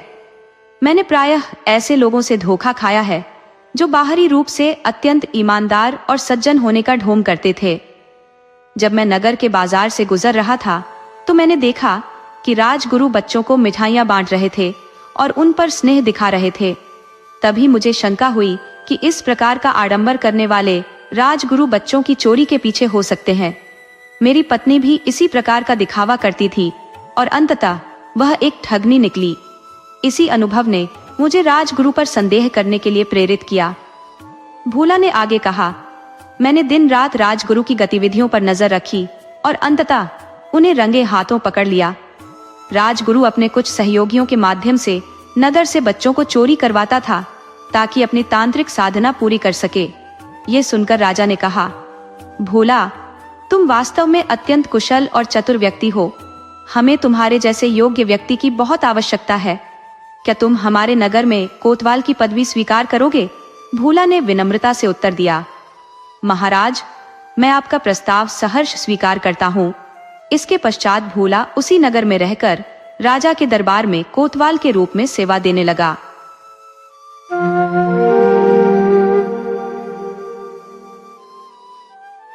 पुराने जमाने में कंचनपुर नाम का एक गांव था, जहां दयानिधि नाम का एक बहुत बड़ा जमींदार अपनी पत्नी के साथ रहा करता था। जमींदार के पास हजारों बीघा जमीन थी, सैकड़ों बीघे में बाग थे और एक बहुत बड़ी गौशाला भी थी। मगर घर में दयानिधि, उसकी पत्नी और एक छोटी सी बेटी के सिवा कोई नहीं था। उसका अपना कोई बेटा नहीं था। हालांकि दयानिधि अभी जवान था, उसकी पत्नी भी जवान थी, तो बेटा होने की पूरी उम्मीद थी। फिर भी दयानिधि के एक पुराने नौकर सुखीराम ने उसे सलाह दी, मालिक, आप एक और ब्याह कर डालो। आप बड़े आदमी हो, इतनी बड़ी संपत्ति है, इसकी देखभाल के लिए आपको 5-7 बेटों की जरूरत है, जो एक पत्नी से मुमकिन नहीं है। और फिर मालकिन पर भरोसा मत कीजिए, उनको तो सिर्फ बेटियां ही होंगी। दयानिधि अपने नौकर सुखीराम पर बहुत भरोसा करता था। वो नौकर से बोला, तुम कोई भी बात इन कई नौकरों के बीच बोल देते हो, तुम्हें जो कुछ कहना है अकेले में कहो। चलो हम बागीचे में चलते हैं, वहीं हम बैठकर बात करेंगे। उधर जमींदारनी का भी एक खास नौकर था, जिसका नाम पंचम था। वो जमींदारनी के लिए जासूसी करता था। वो हर वक्त छिपकर जमींदार के पीछे लगा रहता था। जमींदार किससे मिलते हैं, किस नौकरानी से बात करते हैं, किस नौकरानी पर ज्यादा मेहरबान है, वो इस बात की भी खबर जमींदारनी को देता था कि जमींदार साहब कितनी बार दिन में खांसे हैं, कितनी बार लघु शंका किए हैं, कितनी बार उनकी हवा निकली है। ये सुनकर जमींदारनी बोलती, तुम फालतू की खबर मत लाया कर, किसी दिन ठोस खबर लाओ, तब मैं तुझे कुछ इनाम दूंगी। अब पंचम और भी जोर शोर से जमींदार के पीछे लग गया। एक दिन जमींदार सुखीराम को लेकर बागीचे में गया। सुखीराम कई दिन से कुछ कहना चाह रहा था, मगर वो नौकरों के सामने नहीं कह पा रहा था। अब उसे बात को पचा पाना मुश्किल हो रहा था, तो वह जमींदार से बोला, अब आज आपसे कुछ बात करना चाहता हूँ। जमींदार बोला, चलो बागीचे में चलते हैं। तो दोनों बागीचे में चले गए। एक सुनसान जगह देखकर एक पेड़ के नीचे खड़े होकर जमींदार बोला, सुखीराम, अब बताओ क्या कहना चाहते हो। अब यहाँ तुम अपने मन की कोई भी बात कह सकते हो, कोई तीसरा नहीं सुनने वाला है। तब सुखीराम ने बताया, मालिक, पहली बात कि आपका पीछा पंचम कर रहा है। वो हर बात की खबर मालकिन को दे रहा है। मालकिन आप पर नजर रख रही है। वो चाहती ही नहीं कि आपका दूसरा ब्याह हो, और आप हर हाल में अपना ब्याह कीजिए। दयानिधि बोला, सुखीराम, मैं जमींदारनी के रहते ब्याह नहीं कर सकता। वैसे ब्याह की इच्छा तो मेरी भी है। जमींदारनी मेरे मिजाज की नहीं है। वो मुझे देखते ही पागल घोड़ी की तरह बिदकने लगती है। उसकी बुरी आदत के चलते हम साथ नहीं रह पाते। सुखीराम बोला, मालिक, लोहे से लोहे को काटा जाता है। आप अपनी साली मोहिनी से ब्याह कर डालिए। जमींदार बोला, तुम पगला गए हो। अरे, उससे ब्याह कैसे हो सकता है? वो जमींदार की बेटी है। हमारे सास ससुर जिंदा है। एक घर में एक ही आदमी से 2 बेटियों का ब्याह कैसे कर देंगे? ऐसी मूर्खता सिर्फ लाचार आदमी कर सकता है, कोई जमींदार नहीं। सुखीराम बोला, लेकिन मालिक, मैं आपके दिल की बात जानता हूँ। आप उस पर मरते हो और वो भी आपके लिए मरती है। जमींदार बोला, चुप बेवकूफ, मेरे दिल की बात तू कैसे जानता है? सुखीराम बोला, मैं सब जानता हूँ, और यह भी जानता हूँ कि न तो आप जमींदारनी को पसंद करते हो, न जमींदारनी आपको पसंद करती है। आप दोनों का ब्याह बेमेल है। जमींदारनी आपसे उम्र में बड़ी है और आप उससे 10 साल छोटे हो, इसलिए आप पर रोब जमाती है। आप कोई भी जतन कर मोहिनी से ब्याह कर डालो। जमींदार बोला, ये मेरे लिए मुमकिन नहीं है। तुम कोई दूसरा उपाय देखो और फिर बाद में कोई उपाय सुझाना। हम इस पर फिर बाद में बात करेंगे। चलो पहले गोदाम पर चलते हैं, नौकर काम चोरी कर रहे होंगे। जमींदार सुखीराम के साथ गोदाम पर चला आया। जमींदार और सुखीराम को नहीं पता था कि जिस पेड़ के नीचे बैठकर बात कर रहे थे, उस पेड़ पर पंचम पहले से बैठा था और सारी बात ध्यान से सुन रहा था। वो जमींदारनी का हास महास था। वो झूठ भी बोल दे तो जमींदारनी मान जाती थी। वो हमेशा जमींदारनी को जमींदार के खिलाफ भड़काता रहता था, तो सुखीराम जमींदार को भड़काता था। दोनों के भड़काने से ही जमींदार और जमींदारनी में नहीं बनती थी। ब्याह एक पवित्र बंधन होता है। पति पत्नी का जीवन एक दूसरे पर भरोसे से चलता है। इसमें तीसरा कोई बर्दाश्त नहीं होता। इस बात का ख्याल पति पत्नी दोनों को रखना होता है। अगर दोनों में से किसी एक ने भी अपनी शादीशुदा जिंदगी की बातें तीसरे से बांट दी और उसकी बात मानने लगे, तो जीवन नरक बन जाता है, क्योंकि तीसरा आदमी अपने फायदे के लिए काम करता है। उसे इस बात से कोई मतलब नहीं रहता कि उसकी चुगली से किसी का घर टूट सकता है। ना समझ पति पत्नी अक्सर यह गलती कर देते हैं। उनका कोई तीसरा प्यारा बन जाता है और वो उनका घर उजाड़ देता है। आजकल तो यह पहले से ज्यादा बढ़ गया है और उसका रूप भी बहुत खतरनाक तरीके से बदल गया है। तो पंचम को बहुत बड़ा मसाला मिल गया था। वो पेड़ से उतरा और सीधे जमींदारनी के पास गया और आंखों देखी कानों सुनी बात जो की त्यों जमींदारनी से सुना दी। मालकिन, आपके खिलाफ भयंकर साजिश हो रही है। साला सुखीराम मालिक को भड़का रहा है। वो मालिक से कह रहा था कि आप ब्याह कर लो, वो भी मालकिन की बहन से। वो यह भी कह रहा था कि लोहे को लोहे से काटा जाता है। अब लोहे से लोहा कटता है कि नहीं, मैं एक गरीब आदमी कभी नहीं देखा हूं। आप इस विषय में इसका मतलब जानती होंगी, मुझे तो कुछ नहीं पता। अब मालकिन, इतनी बड़ी खबर के लिए तो कुछ इनाम बनता ही है। जमींदारनी ने उसे 3 सोने के सिक्के दे दिए और बोली, तुम इसी तरह जमींदार पर नजर बनाए रहो। उधर जमींदार सुखीराम से बोला, देखो, मैं सुबह में घर से थोड़ा नाश्ता करके आया हूं, जाओ घर से खाना लाओ। सुखीराम आराम से जमींदार के घर चला गया। जमींदारनी ने बड़े प्यार से सुखीराम को घर में बुलाया। सुखीराम, तुम कभी हमारे पास नहीं आते, सिर्फ जमींदार से चिपके रहते हो। अरे, मेरे पास भी कभी आ जाया करो, मेरे काम में हाथ बटा दिया करो, घर में बहुत से काम है जो करने हैं। सुखीराम बोला, मालकिन हुक्म करो, क्या करना है। तब जमींदारनी बोली, कुछ ज्यादा नहीं, मेरे सोने वाले कमरे का संदूक थोड़ा सरकाना है। सुखीराम बोला, मालकिन अभी सरका देता हूं। वो ज्यों ही सोने वाले कमरे में गया, जमींदारनी उस पर बेलन लेकर टूट पड़ी। वो मार मार कर सुखीराम का कचूमर निकाल दी। वो सुखीराम की गलती भी गिनाती जा रही थी। मेरी बहन से जमींदार का ब्याह कराने चले हो, ये कैसे भूल गए हो कि मोहिनी मेरी बहन है, तुम्हारी नहीं। अगर जमींदार का ब्याह कराना है तो अपनी बहन से करा दो। जमींदारनी गुस्से में बोली, तुम आज के बाद भूल से भी कहीं आसपास दिखना नहीं चाहिए, वरना फिर तुम्हें जिंदा नहीं छोड़ूंगी। किसी तरह जान बचाकर सुखीराम जमींदार के पास गया। उसकी हालत देख जमींदार हैरान हुआ।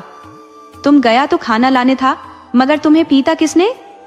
तब सुखीराम बोला, मालिक, मालकिन ने मुझे बहुत मारा है, वो भी घर में बंद करके। उन्हें पता नहीं कैसे हमारी और आपकी बात पता चल गई है। मैं तो पिट गया, अब आपकी बारी है। जमींदार यह सुनकर काफी डर गया। उसे भी समझ नहीं आ रहा था कि यह बात जमींदारनी को कैसे पता चल गई। वह सुखीराम से बोला, सुखीराम, तू कुछ दिन हमारे यहाँ का काम छोड़ दे, माहौल शांत होने के बाद तुम मेरे पास फिर काम पर आना। सुखीराम बोला, मालिक, अब आप बताओ कि मैं कहाँ जाऊं, मुझे तो कहीं काम ही नहीं मिलेगा। तब जमींदार ने बताया, तुम मेरी ससुराल चले जाओ और वहीं 2-4 महीने रहो, उसके बाद यहाँ आना। सुखीराम को भी जमींदार का सुझाव बहुत अच्छा लगा। वह पहले अपने घर चला गया। इधर जमींदार की हिम्मत ही नहीं हो रही थी कि घर लौटे। उसे भी पिट जाने का डर था। कई बार जमींदारनी के हाथ से पिटते पिटते बचा था। वो काफी रात तक गोदाम पर ही पड़ा रहा। फिर धीरे धीरे घर गया तो पत्नी ने बड़े प्यार से स्वागत किया। अरे, अभी तक आप कहाँ पड़े थे, मैं कब से इंतजार कर रही हूँ। इंतजार करते करते मेरी आंखें पत्थर आ गई हैं। आप सुबह में थोड़ा खाकर गए थे और दिन भर उधर ही रह गए थे। चलिए पहले खाना खा लीजिए। वो पहले जमींदार को खींचकर घर में ले गई और घर का दरवाजा बंद कर बेलन उठाई कि पलंग पर सो रही बच्ची जग गई। जमींदारनी बोली, जाओ, आज तुम्हारी नसीब ठीक थी कि बच्ची जग गई। अब बच्ची के सामने तुम्हारी हजामत कैसे बनाऊं? नहीं तो आज सोची थी कि सारी आशिकी निकाल दूं। मेरी बहन से ब्याह करोगे, तुम्हें शर्म नहीं आती। उस दिन जमींदार पिटने से बच गया। उधर दूसरे दिन सुखीराम जमींदार की ससुराल चला गया, मगर समझ नहीं आ रहा था कि कैसे कहे कि मैं यहाँ काम करने आया हूँ। तभी जमींदार के ससुर ने कह दिया, सुखीराम, यदि दया के पास तुम्हारा काम न हो तो 1-2 महीने मेरे पास रह जाओ। अब सुखीराम को तो जैसे संजीवनी मिल गई। वह बोला, मालिक, मेरा वहां अभी 2-3 महीने तक कोई काम नहीं है। मैं आपके पास रहकर आपकी भी सेवा करना चाहता हूँ। सुखीराम वहीं रह गया। दूसरे दिन जमींदार की साली मोहिनी ने बहन और जीजा का समाचार पूछ लिया तो सुखीराम की आंख में आंसू आ गए। वह बोला, छोटी मालकिन, अब वहां की हालत मत पूछो। आपकी बहन ने जमींदार का जीना मुहाल कर दिया है। वह उन्हें बेलन से पीटती है। मैं बचाने गया तो मेरे को भी मारकर हाल बेहाल कर दी। मोहिनी बोली, क्या बकते हो, मेरी बहन भला अपने पति को क्यों मारेगी? तब सुखीराम ने अपना कपड़ा हटाकर पीठ दिखाई। यह सिर्फ मालिक को बचाने की सजा है। आप सोचो कि मालिक पर कितनी पड़ती होगी। मालिक मालकिन के डर से अनाज के गोदाम में ही जमीन पर सो जाते हैं। वह जल्दी घर आने का नाम नहीं लेते। मोहिनी को विश्वास हो गया कि सुखीराम ठीक कह रहा है। बहन पहले से ही राक्षसी स्वभाव की थी। उसे भी अकारण कई बार बहुत पीटा था। वो पिता से भी लड़ जाती थी। नौकर नौकरानियों को तो मार मार कर खाल उधेड़ देती थी। मोहिनी को अपने सीधे सादे जीजा पर तरस आ रही थी। उसे याद आ रहा था कि बहन जब ब्याह को तैयार नहीं थी तो उसका ही ब्याह दयानिधि से तय हुआ था। मगर एक दिन पहले बहन ने ब्याह को हाँ कर दी थी तो मोहिनी दया की दुल्हन बनते बनते रह गई थी। मगर ये टीस उसके मन में थी कि मेरे भाग्य को बहन ले गई है। वह उस वक्त तो सुखीराम से कुछ नहीं कही, मगर वो रोज उससे दया की बात पूछती। तब एक दिन सुखीराम बोला, छोटी मालकिन, दया मालिक आपको बहुत याद करते हैं। वह रात में आपका नाम लेकर सोते हैं और रोते हैं। मोहिनी बोली, सुखीराम, दया को तो मैं भी याद करती हूँ, मगर मैं कर भी तो क्या सकती हूँ। अब तो मेरे ब्याह की भी बात चल रही है। कुछ दिन बाद किसी की पत्नी बनकर चली जाऊंगी, मगर मेरा दिल तो हमेशा दया के पास रहेगा। तो कोई जतन करना कि मैं दया से मिल सकूं। सुखीराम बोला, ठीक है छोटी मालकिन, मैं आपकी खुशी के लिए अपनी जान भी दे दूंगा।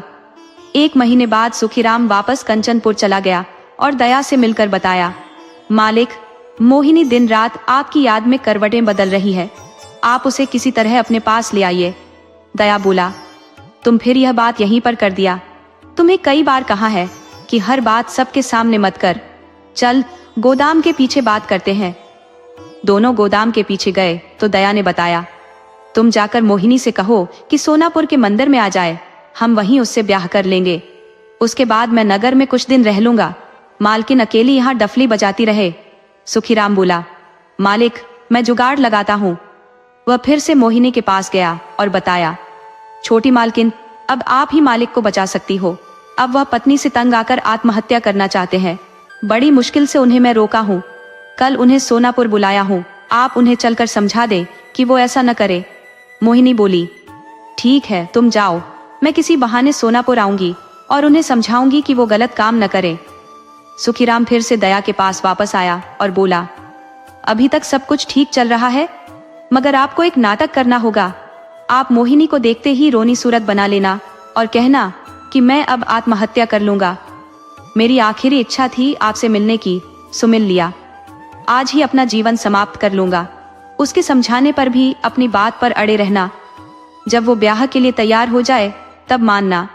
दया बोला, सुखीराम, तुम ठीक कह रहा है, मैं वैसा ही करूंगा। कल सुबह में हम यहाँ से निकल चलेंगे।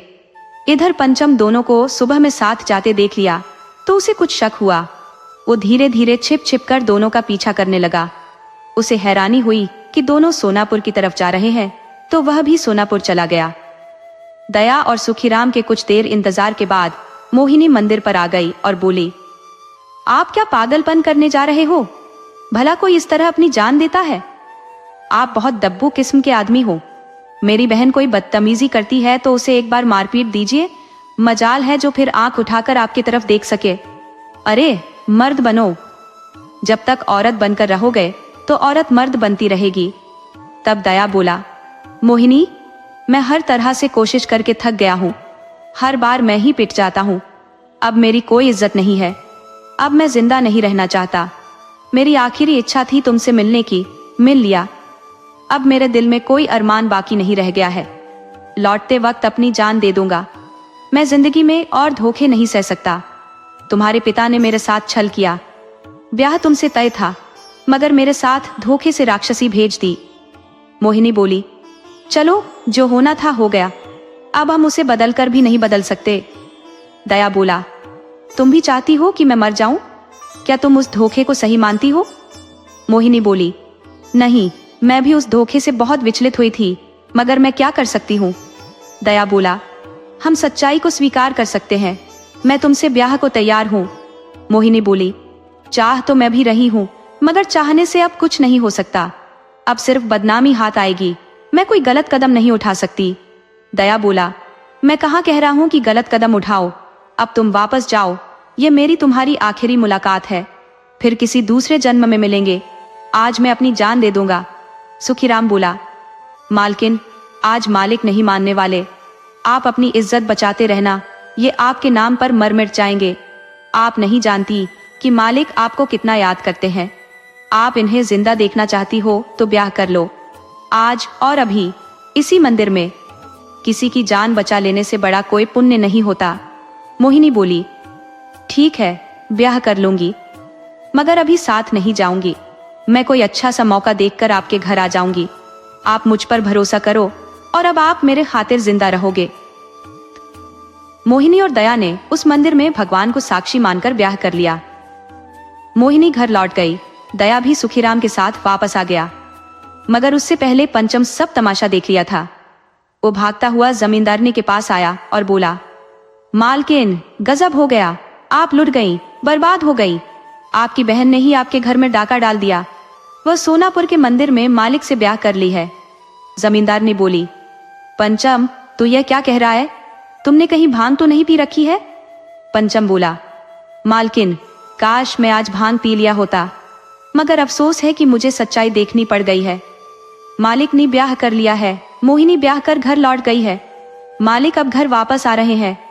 कुछ देर में ही दया घर वापस आ गया तो पत्नी ने पूछ लिया, तुम सोनापुर गए थे? दया बोला, गया था। पत्नी बोली, मोहिनी वहां आई थी? दया बोला, आई थी। तुमने उससे ब्याह कर लिया है?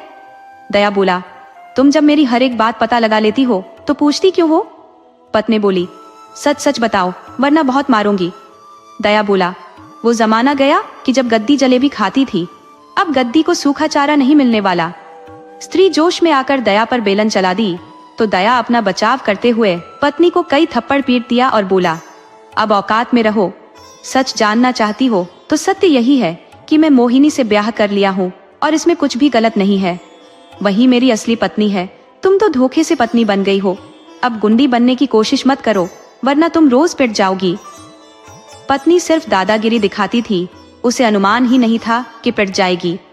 और उसे मोहिनी वाली बात तो बहुत बुरी लगी। वह उस वक्त चुप रह गई, मगर थोड़ी देर बाद आंगन के कुएं में बच्ची के साथ छलांग लगाकर जान दे दी। थोड़ी देर में ही वह मर गई। इस बात की खबर बहुत देर बाद जमींदार को हुई तो उसे कोई अफसोस नहीं हुआ। हाँ, बेटी के मरने का गम जरूर था। उधर बहन की मृत्यु की खबर पाकर मोहिनी भागी भागी दया के पास आ गई।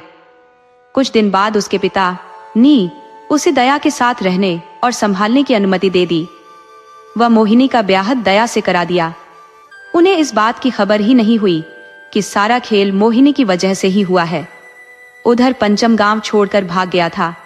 उसी की जासूसी के कारण ही तो जमींदार की पत्नी ने आत्महत्या कर ली थी। अब दया नई पत्नी मोहिनी के साथ रहने लगा था। मोहिनी अपनी बड़ी बहन जैसी बहुत खूबसूरत नहीं थी, मगर दिल की बहुत सुंदर थी। वह बहुत दयालु थी।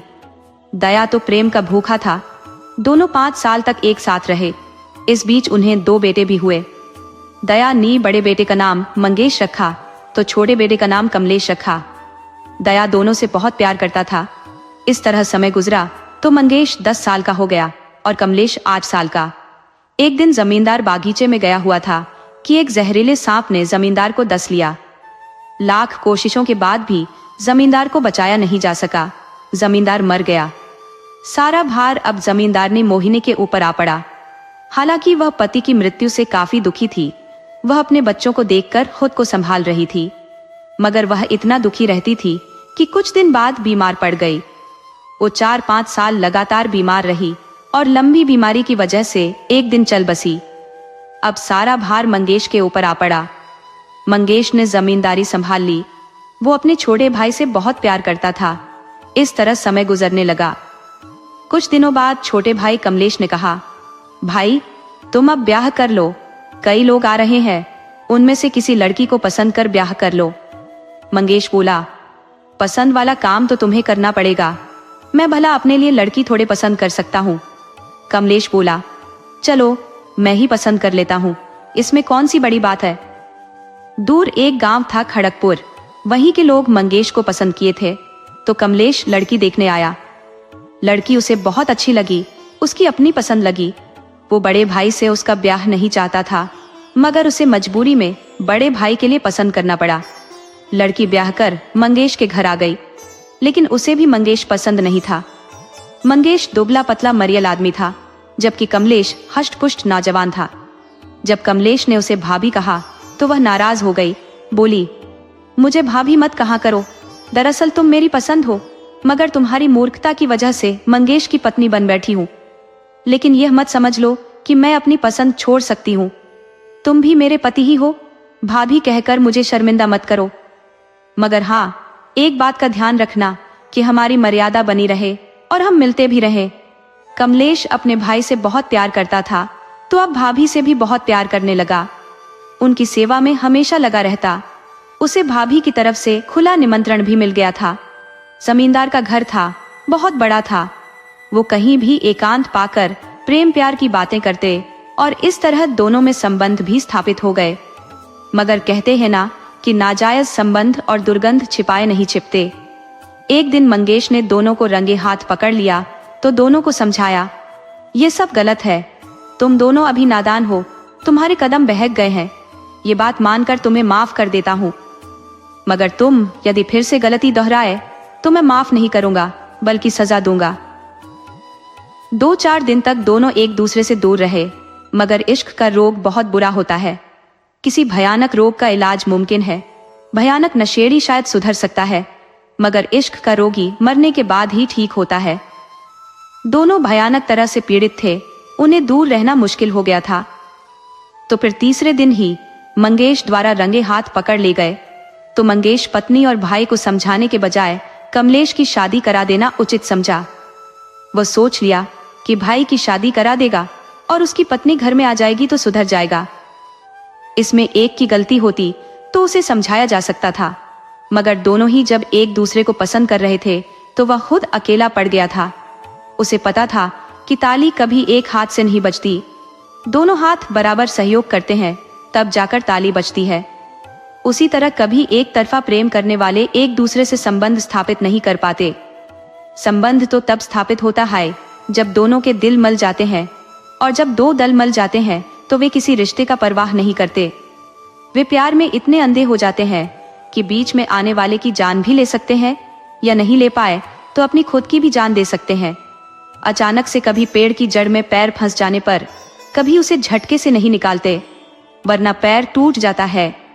उसे बहुत आराम से मुलायम हाथों से धीरे धीरे निकालते हैं। मंगेश आंख से देख लेने के बाद भी दूसरी तरफ मुंह घुमाकर चला गया।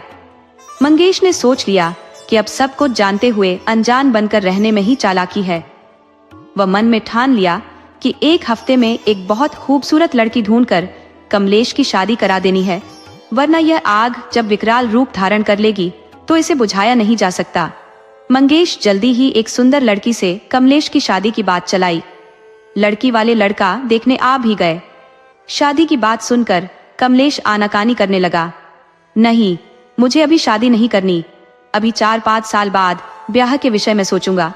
और ताज्जुब की बात कि मंगेश की पत्नी बोली, अरे अभी इतनी क्या जल्दी है, कमलेश की अभी उम्र ही क्या है, अभी बच्चा है, इसे दुनियादारी की क्या समझ है, तुम झूठ मूठ उसे परेशान कर रहे हो। तब मंगेश बोला, तुम मुंह बंद रखो तो अच्छा है, तुम इसे बच्चा रहने कहाँ दी हो, तुम खुद इसे दुनियादारी सिखा दी हो। खैर छोड़ो इन सब बातों को, अब तुम्हें भी आराम चाहिए और मुझे भी। अकेले खेत की देखभाल करता हूँ, तुम लोग हाथ नहीं बटा पाते। जब घर में एक बहू आ जाएगी तो तुम और कमलेश खेती और गौशाला देखो, मैं अकेले बाग बगीचे में रह जाता हूँ। मेरे लिए ठीक भी है, कभी कभी पीछे से मैं भी सहयोग कर दिया करूंगा। पत्नी को लगा कि पति मुझे और आजादी दे रहे हैं, अब तो हम और भी आराम से मिला करेंगे। घर में कोई न कोई रहता है, बाहर गौशाला में अपनी मर्जी है। वह कमलेश से बोली, भाई की इज्जत रखने के लिए ब्याह कर डालो। भाभी की बात मानकर ब्याह कर लिया। कमलेश की शादी हो गई, पत्नी घर में आ गई, परंतु कमलेश तो भाभी के ही प्यार में लगा रहा। नई पत्नी उसे जरा भी नहीं भा रही थी। किसी ने कहा है कि दिल लगी दीवार से तो परी किस काम की। कमलेश को सुंदर पत्नी जरा भी पसंद नहीं आ रही थी, तो कमलेश की पत्नी भी पति के मन मिजाज को टटोल रही थी। औरतें अपने पति के चरित्र को एक किताब की तरह पढ़ लेती हैं। कमलेश की पत्नी को अपने पति के चाल चलन पर शक हुआ तो वह उसका पीछा करने लगी। और एक दिन दोनों को रंगे हाथ पकड़ भी लिया। उस वक्त उसने सख्त लहजे में चेतावनी दे डाली, यह व्यभिचार की आदतें दुनिया की सबसे बुरी आदतों में एक है। आप इसे तुरंत छोड़ दो, क्योंकि कोई पत्नी अपने पति की बचकानी एक बार जरूर माफ कर देती है, लेकिन बार बार नहीं। परंतु इसके बाद मैंने आपको गलती करते देखा, तो फिर आप मेरा मरा मुंह देखोगे। आप खुद से सोचो कि जो काम तुम कर रहे हो वो काम मैं करने लगूं तो तुम्हें कैसा लगेगा? जाहिर है बहुत बुरा लगेगा। तुम मुझे इस बात के लिए घर से निकाल भी सकते हो, क्योंकि तुम्हें बुरा लगेगा, मगर वही काम तुम कर रहे हो तो मैं कुछ नहीं कर सकती। ये भ्रम अपने मन में मत रखना, मैं वह कर जाऊंगी जो तुमने सोचा भी नहीं होगा। कहते हैं इश्क की बुरी आदतें एक बार लग जाएं तो फिर छोड़े नहीं छूटती। कमलेश ने अपनी आदतें छोड़ने के बजाय और बढ़ा लिया। वो पत्नी के सामने ही भाभी के कमरे में घुसकर दरवाजा बंद कर लेता। ये देख कमलेश की पत्नी नी एक दिन सचमुच जहर खा लिया और मर गई। इस बात का गम न तो कमलेश को हुआ न उसकी भाभी को हुआ, परंतु मंगेश को काफी सदमा लगा। उसने जो सोच रखा था ठीक उसका उल्टा हो गया। सदमे के कारण मंगेश बीमार पड़ गया। पत्नी और भाई ने उसका कोई देखभाल नहीं किया तो एक दिन चल बसा। हाँ, एक बात हुई कि उसके जीते जी पत्नी ने एक बच्चे को जन्म दे दिया था। चाहे वह बच्चा किसी का भी रहा हो, मगर उसे नाम मंगेश का मिल गया। कमलेश ने उसका नाम ज्योति रखा। अब तो कमलेश और उसकी भाभी खुल्लम खुल्ला पति पत्नी की तरह रहने लगे। हालांकि ये बात कमलेश के रिश्तेदारों को बुरी लगी तो सलाह दिया, अब तो मंगेश है नहीं तो तुम हमारी सलाह मानो और ब्याह कर लो। यह न्याय संगत है, इसमें कोई दोष नहीं है, मगर इस तरह बिना ब्याह साथ रहोगे तो समाज में क्या मुंह दिखाओगे? लोक लाज से बचने के लिए दोनों ने ब्याह कर लिया। पहले से उनका एक बेटा था ही। दोनों बहुत प्यार से बच्चे का लालन पालन करने लगे। मौज मस्ती में दोनों के दिन गुजरने लगे। अब तो वह पति पत्नी थे, पूरी जमींदारी उनकी अपनी थी। धीरे धीरे बच्चा ज्योति 10 साल का हो गया। वह अपनी माँ से बहुत प्यार करता था, जबकि वह अपने पिता को काका ही बोलता था और उससे भी बहुत प्यार करता था। कमलेश को पता था कि यह बच्चा भाई का नहीं मेरा है, मगर मेरे ब्याह से पहले का है, तो इसको पिता का नाम भाई का मिल गया। हाय! उधर बच्चे को पता था और माँ ने बताया था कि उसके पिता की मृत्यु हो गई है और मेरे काका मुझे और माँ को पाल रहे हैं, मेरी माँ का सहारा बन गए हैं। लेकिन दुनिया में सबको माँ का प्यार सदा मिलता रहे, ये सबके भाग्य में नहीं होता। एक दिन ज्योति की माँ बीमार पड़ी और गुजर गई। ज्योति से ज्यादा दुख कमलेश को हुआ। वह स्त्री के बगैर रह ही नहीं सकता था, वो कामी हो चुका था। कमलेश आयाश आदमी था, उसे बिना स्त्री के रहना मुश्किल हो गया, तो वह फिर से ब्याह के चक्कर में पड़ गया। उसे कई लोगों ने समझाया, अपने पर काबू रखो, अगर ब्याह कर लोगे तो बच्चे की जिंदगी बर्बाद हो जाएगी। अब तुमसे कोई भली स्त्री ब्याह नहीं करेगी। मगर कमलेश पर इश्क का भूत सवार था। वह एक दलाल के माध्यम से एक बहुत दुष्चरित्र स्त्री से ब्याह कर लिया। वह पहले से बाल बच्चे और पति वाली थी। वो बच्चों को लेकर कमलेश के घर में आ गई। आते ही उसने ज्योति पर जुल्म करना शुरू कर दिया। उसे अकारण मारने पीटने लगी। उसकी नजर कमलेश की बहुत बड़ी जमींदारी पर लग गई थी। वह उसे हर हाल में हासिल करना चाहती थी। ये तो कमलेश को भी पता था कि 100 चूहे खाने वाली बिल्लियां हज को नहीं जाया करती, मगर इश्क ने उसे निकम्मा कर दिया था। स्त्री ने हर चीज पर अधिकार जमा लिया था, मगर उसकी आंख की किरकिरी एकमात्र ज्योति था, जिसे वह ठिकाने लगाना चाहती थी। वह अपने पति से एकांत में बात कर रही थी। बात बन गई है, तुम ज्योति को ले जाकर कहीं मार डालो, फिर हम बड़ी आराम से कमलेश को भी मार डालेंगे। उसके बाद सब कुछ हमारा हो जाएगा। हम एक बार एक सड़क से उठकर जमींदारी पर बैठ जाएंगे। दोनों की बात बूढ़ा नौकर सुखीराम सुन रहा था।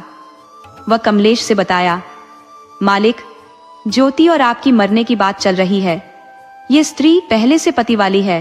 ये पति के साथ मिलकर धन हड़पने के लिए ब्याह की है। इसका ब्याह सिर्फ आपके हवस को मिटाने के लिए और सारी जायदाद हड़पने के लिए है। आपने अपनी गलती से पूरे परिवार को मिटा डाला है, मगर फिर भी काम की भूख नहीं मिटी है।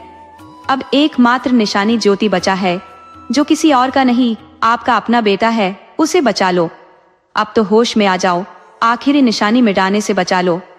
जिस स्त्री को पत्नी समझ रहे हो वो नागिन है, वो आपको और ज्योति को मारने आई है। वह सबको मारने का प्लान बनाई है और अपने बच्चों को तुम्हारा उत्तराधिकारी बनाना चाहती है। आपको अब जरा भी शर्म है तो सारी जायदाद आज ही अपने बेटे ज्योति के नाम कर दे और उसे आज ही कहीं बहुत दूर भेज दे, जहां इस दुष्ट स्त्री का हाथ न पहुंच सके। कमलेश को तो जैसे सोए से नींद खुल गई। उसे पहली बार अपनी करनी पर बहुत पछतावा हुआ। उसे लगने लगा कि अपनी पत्नी और भाई की मौत का जिम्मेदार खुद है। अब उसे ज्योति बहुत प्यारा लगने लगा। उसने कचहरी जाकर सारी जायदाद ज्योति के नाम कर दी और ज्योति से बोला, तू किसी दूसरे नगर चला जा, भीख मांगकर खा लेना, परंतु जब तक सयाने ना हो जाना कभी लौटकर यहाँ मत आना, यहाँ तुम्हारे जान को खतरा है। ज्योति चाचा का साथ नहीं छोड़ना चाहता था, परंतु नई स्त्री की क्रूरता और काका की चुप्पी ने उसे दूसरे नगर जाने के लिए विवश कर दिया। वह दूसरे नगर चला गया। वो इधर उधर भटक रहा था, बहुत भूखा भी था। उसे मांगना भी नहीं आता था क्योंकि वह भिखमंगा तो था नहीं। वो एक जगह बैठकर रोने लगा। उधर से नगर के एक सेठ आ रहे थे। उनकी नजर रोते बच्चे पर पड़ी तो रुक गए और बच्चे से रोने का कारण पूछा। बच्चे ने बताया, मुझे बहुत जोर की भूख लगी है।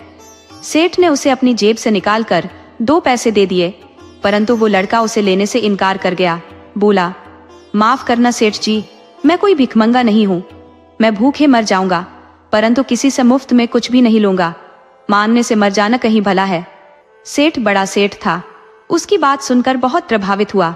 बोला, लगता है घर से भागकर आया हो, क्या तुम मेरे यहाँ काम करना पसंद करोगे? लड़का बोला, हाँ सेठ जी, काम के बदले खाना पसंद करूंगा। इस प्रकार ज्योति सेठ के पास रहने लगा। वह सेठ से भोजन कपड़ा के अलावा कुछ भी नहीं लेता।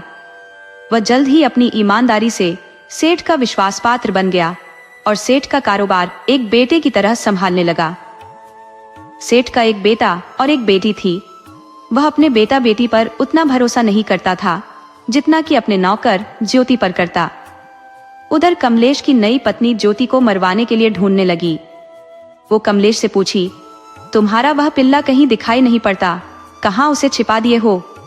कमलेश बोला, दिखाई तो मुझे भी नहीं पड़ रहा, परंतु उसके नहीं रहने से हमें भारी नुकसान उठाना पड़ेगा। तुम रोज उसे मारती पीटती थी, लगता है उसी के चलते राज दरबार चला गया है।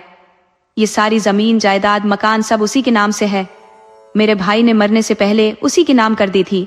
अब अगर वह राज दरबार में तुम्हारे खिलाफ मारपीट की शिकायत करता है तो तुम्हें तो जेल होगी ही, मैं भी नहीं बच पाऊंगा। ये बात सुनकर दुष्चरित्र स्त्री काफी डर गई। वो एक बार राज दरबार के चक्कर में फंस गई थी तो 50 कोड़े लगे थे और 2 साल तक रात रात भर चक्की चलानी पड़ी थी।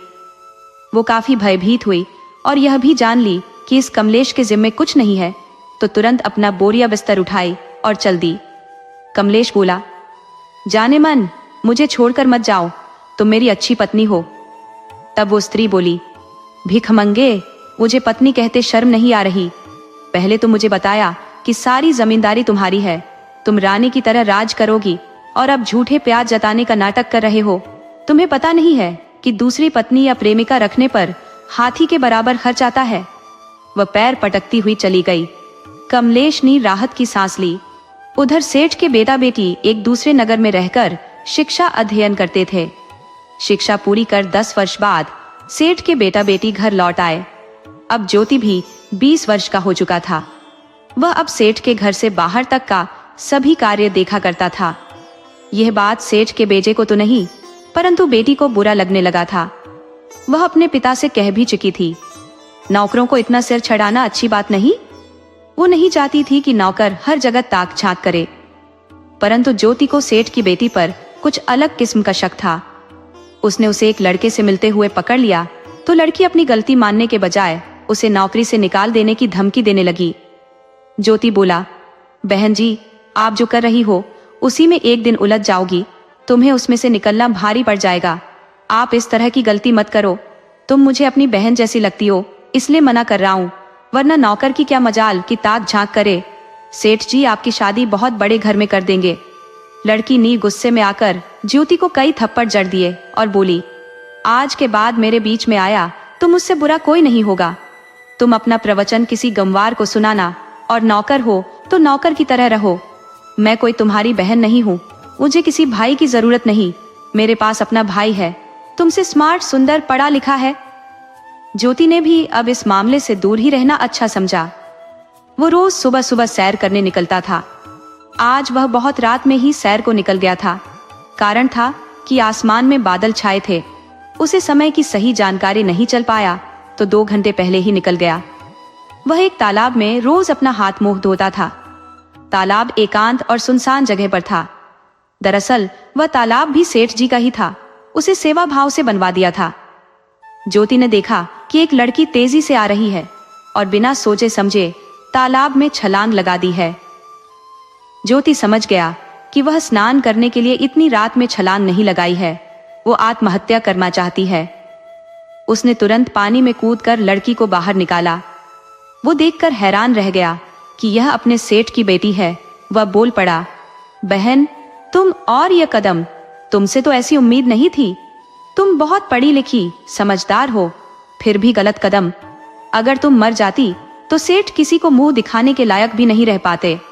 वो बोली, अगर मैं जिंदा रहती हूँ तो भी मेरे पिता किसी को मुंह नहीं दिखा पाएंगे। तुम्हारी बात नहीं मानकर मैंने बहुत बड़ी गलती कर दी है। उस लड़के ने मुझे धोखा दिया है। अब मैं उसके बच्चे की माँ बनने वाली हूँ और वह मुझसे ब्याह नहीं करना चाहता। वो मुझ पर लांछन लगा रहा है कि तुम बदचलन हो।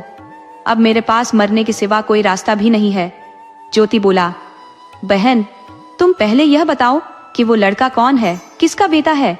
तब वो बताई, वह तो सेठ करोड़ी का इकलौता बेटा है। ज्योति बोला, बस मुझे इतना ही जानना था। अब तुम आराम से घर में बैठो और जितना कहता हूँ उतना ही करो। इस बात की जानकारी भी मेरे अलावा घर में किसी को नहीं होनी चाहिए। आप करोड़ी के बेटे की तो बात ही छोड़िए, खुद करोड़ी तुम्हारे कदमों में पड़कर दया की भीख मांगेगा।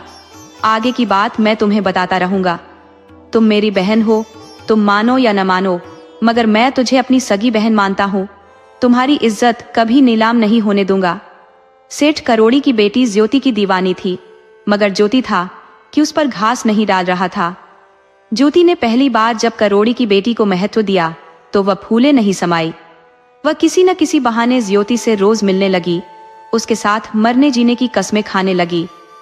ज्योति जब देख लिया कि अब बात अपने बस में आ चुकी है, तब वह उस लड़की से बोला, देखो तुम अगर मेरे साथ ब्याह करना चाहती हो तो पहले एक बात बता देना चाहता हूँ कि मैं कोई सेठ का नौकर नहीं हूँ, बल्कि एक जमींदार हूँ। मैं जब छोटा था तो अपने यहाँ मेरे जीवन को खतरा था, इसलिए सेठ के पास पड़ा रहा। सेठ भी मेरे पिता की तरह है, बल्कि सच पूछो तो अब वही मेरे पिता है, और सेठ की इज्जत पर आंच आए ये मैं बर्दाश्त नहीं कर सकता।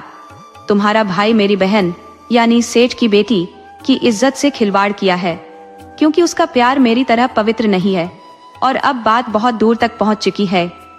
इसमें तुम्हें मेरा साथ देना होगा। तुम अपने भाई से साफ साफ बता दो कि मैं सेठ का नौकर ही नहीं, यहाँ के राजा का जासूस भी हूँ। यह बात तुम भी जानती हो कि राजा के पास मैं बेधड़क जाता हूँ। राजा साहब मुझे बड़ी आदर देते हैं। माल पहुँचाने के लिए मुझे हर तीसरे दिन राज दरबार जाना पड़ता है। राजा मुझसे हर जानकारी लेता रहता है। मैं अपनी बहन के साथ हुई ज्यादती की बात राज दरबार में उठाऊंगा और तुम्हारे भाई की फांसी की मांग करूंगा। अब भलाई इसी में है कि तुम्हारा भाई 1 हफ्ते के अंदर मेरी बहन से शादी कर ले। तुम यह बात अपने माता पिता सबसे बता देना, और तुम अपनी तरफ से निफिक्र रहना, क्योंकि जब मेरी बहन तुम्हारी भाभी बन जाएगी तो वह भी तुम्हें अपनी भाभी बना लेगी। उस लड़की ने तो जैसे घर में कोहराम ही मचा दिया। पिता से बोली, भाई ने इतनी बड़ी गलती की है कि हम में से कोई नहीं बच पाएगा। ये सेठ हजारी की बेटी से प्रेम किया है और अब बात आगे बढ़ गई है तो इनकार कर रहा है। उस सेठ की पहुंच सीधी राजा से है। उसके भाई को लगने लगा कि राजा के सैनिक सचमुच फांसी का फंदा लेकर आ रहे हैं और उसे फांसी पर चढ़ा रहे हैं। करोड़ी सेठ यह बात सुनकर बहुत डर गया। उसे लगा कि बेटे ने तो गलती कर ही दिया है। अब अगर बात राज दरबार जाती है तो मुझे भी राजा नहीं छोड़ने वाला। मैंने एक बार घटिया माल राज दरबार भिजवा दिया था। राजा ने मेरी 1 साल की कमाई रोक ली थी। अब वह किसी लफड़े में नहीं पड़ना चाहता था। वो अपने बेटे को ही गलती ठहराया। उसने बिना देर किए सेठ की बेटी से अपने बेटे की शादी कर दी। कुछ दिन बाद और सेठ की बेटी ने अपनी ननद की शादी ज्योति से करा दी, क्योंकि वह जानती थी कि ज्योति और उसकी ननद ने उसका घर बसाया है। अब उसका फर्ज बनता है कि अपने मुंह बोले भाई और अपनी ननद का घर बसा दे। ज्योति कोई नौकर तो था नहीं, वह अपनी नई नवेली दुल्हन लेकर गांव लौट आया। उसका काका कमल उसका बाग ढूंढ रहा था। कमल अपनी सारी जिम्मेदारी अपने बेटे ज्योति को सौंपकर सन्यासी बन गया। मनुष्य का जीवन एक नसीब का खेल है। पूरा जीवन मनुष्य अपनी इच्छा की पूर्ति में लगा रहता है, परंतु होता वही है जो भाग्य में लिखा रहता है। यह कहानी हमें सिखाती है कि सच्चा रिश्ता और वफादारी ही इंसान की सबसे बड़ी दौलत है।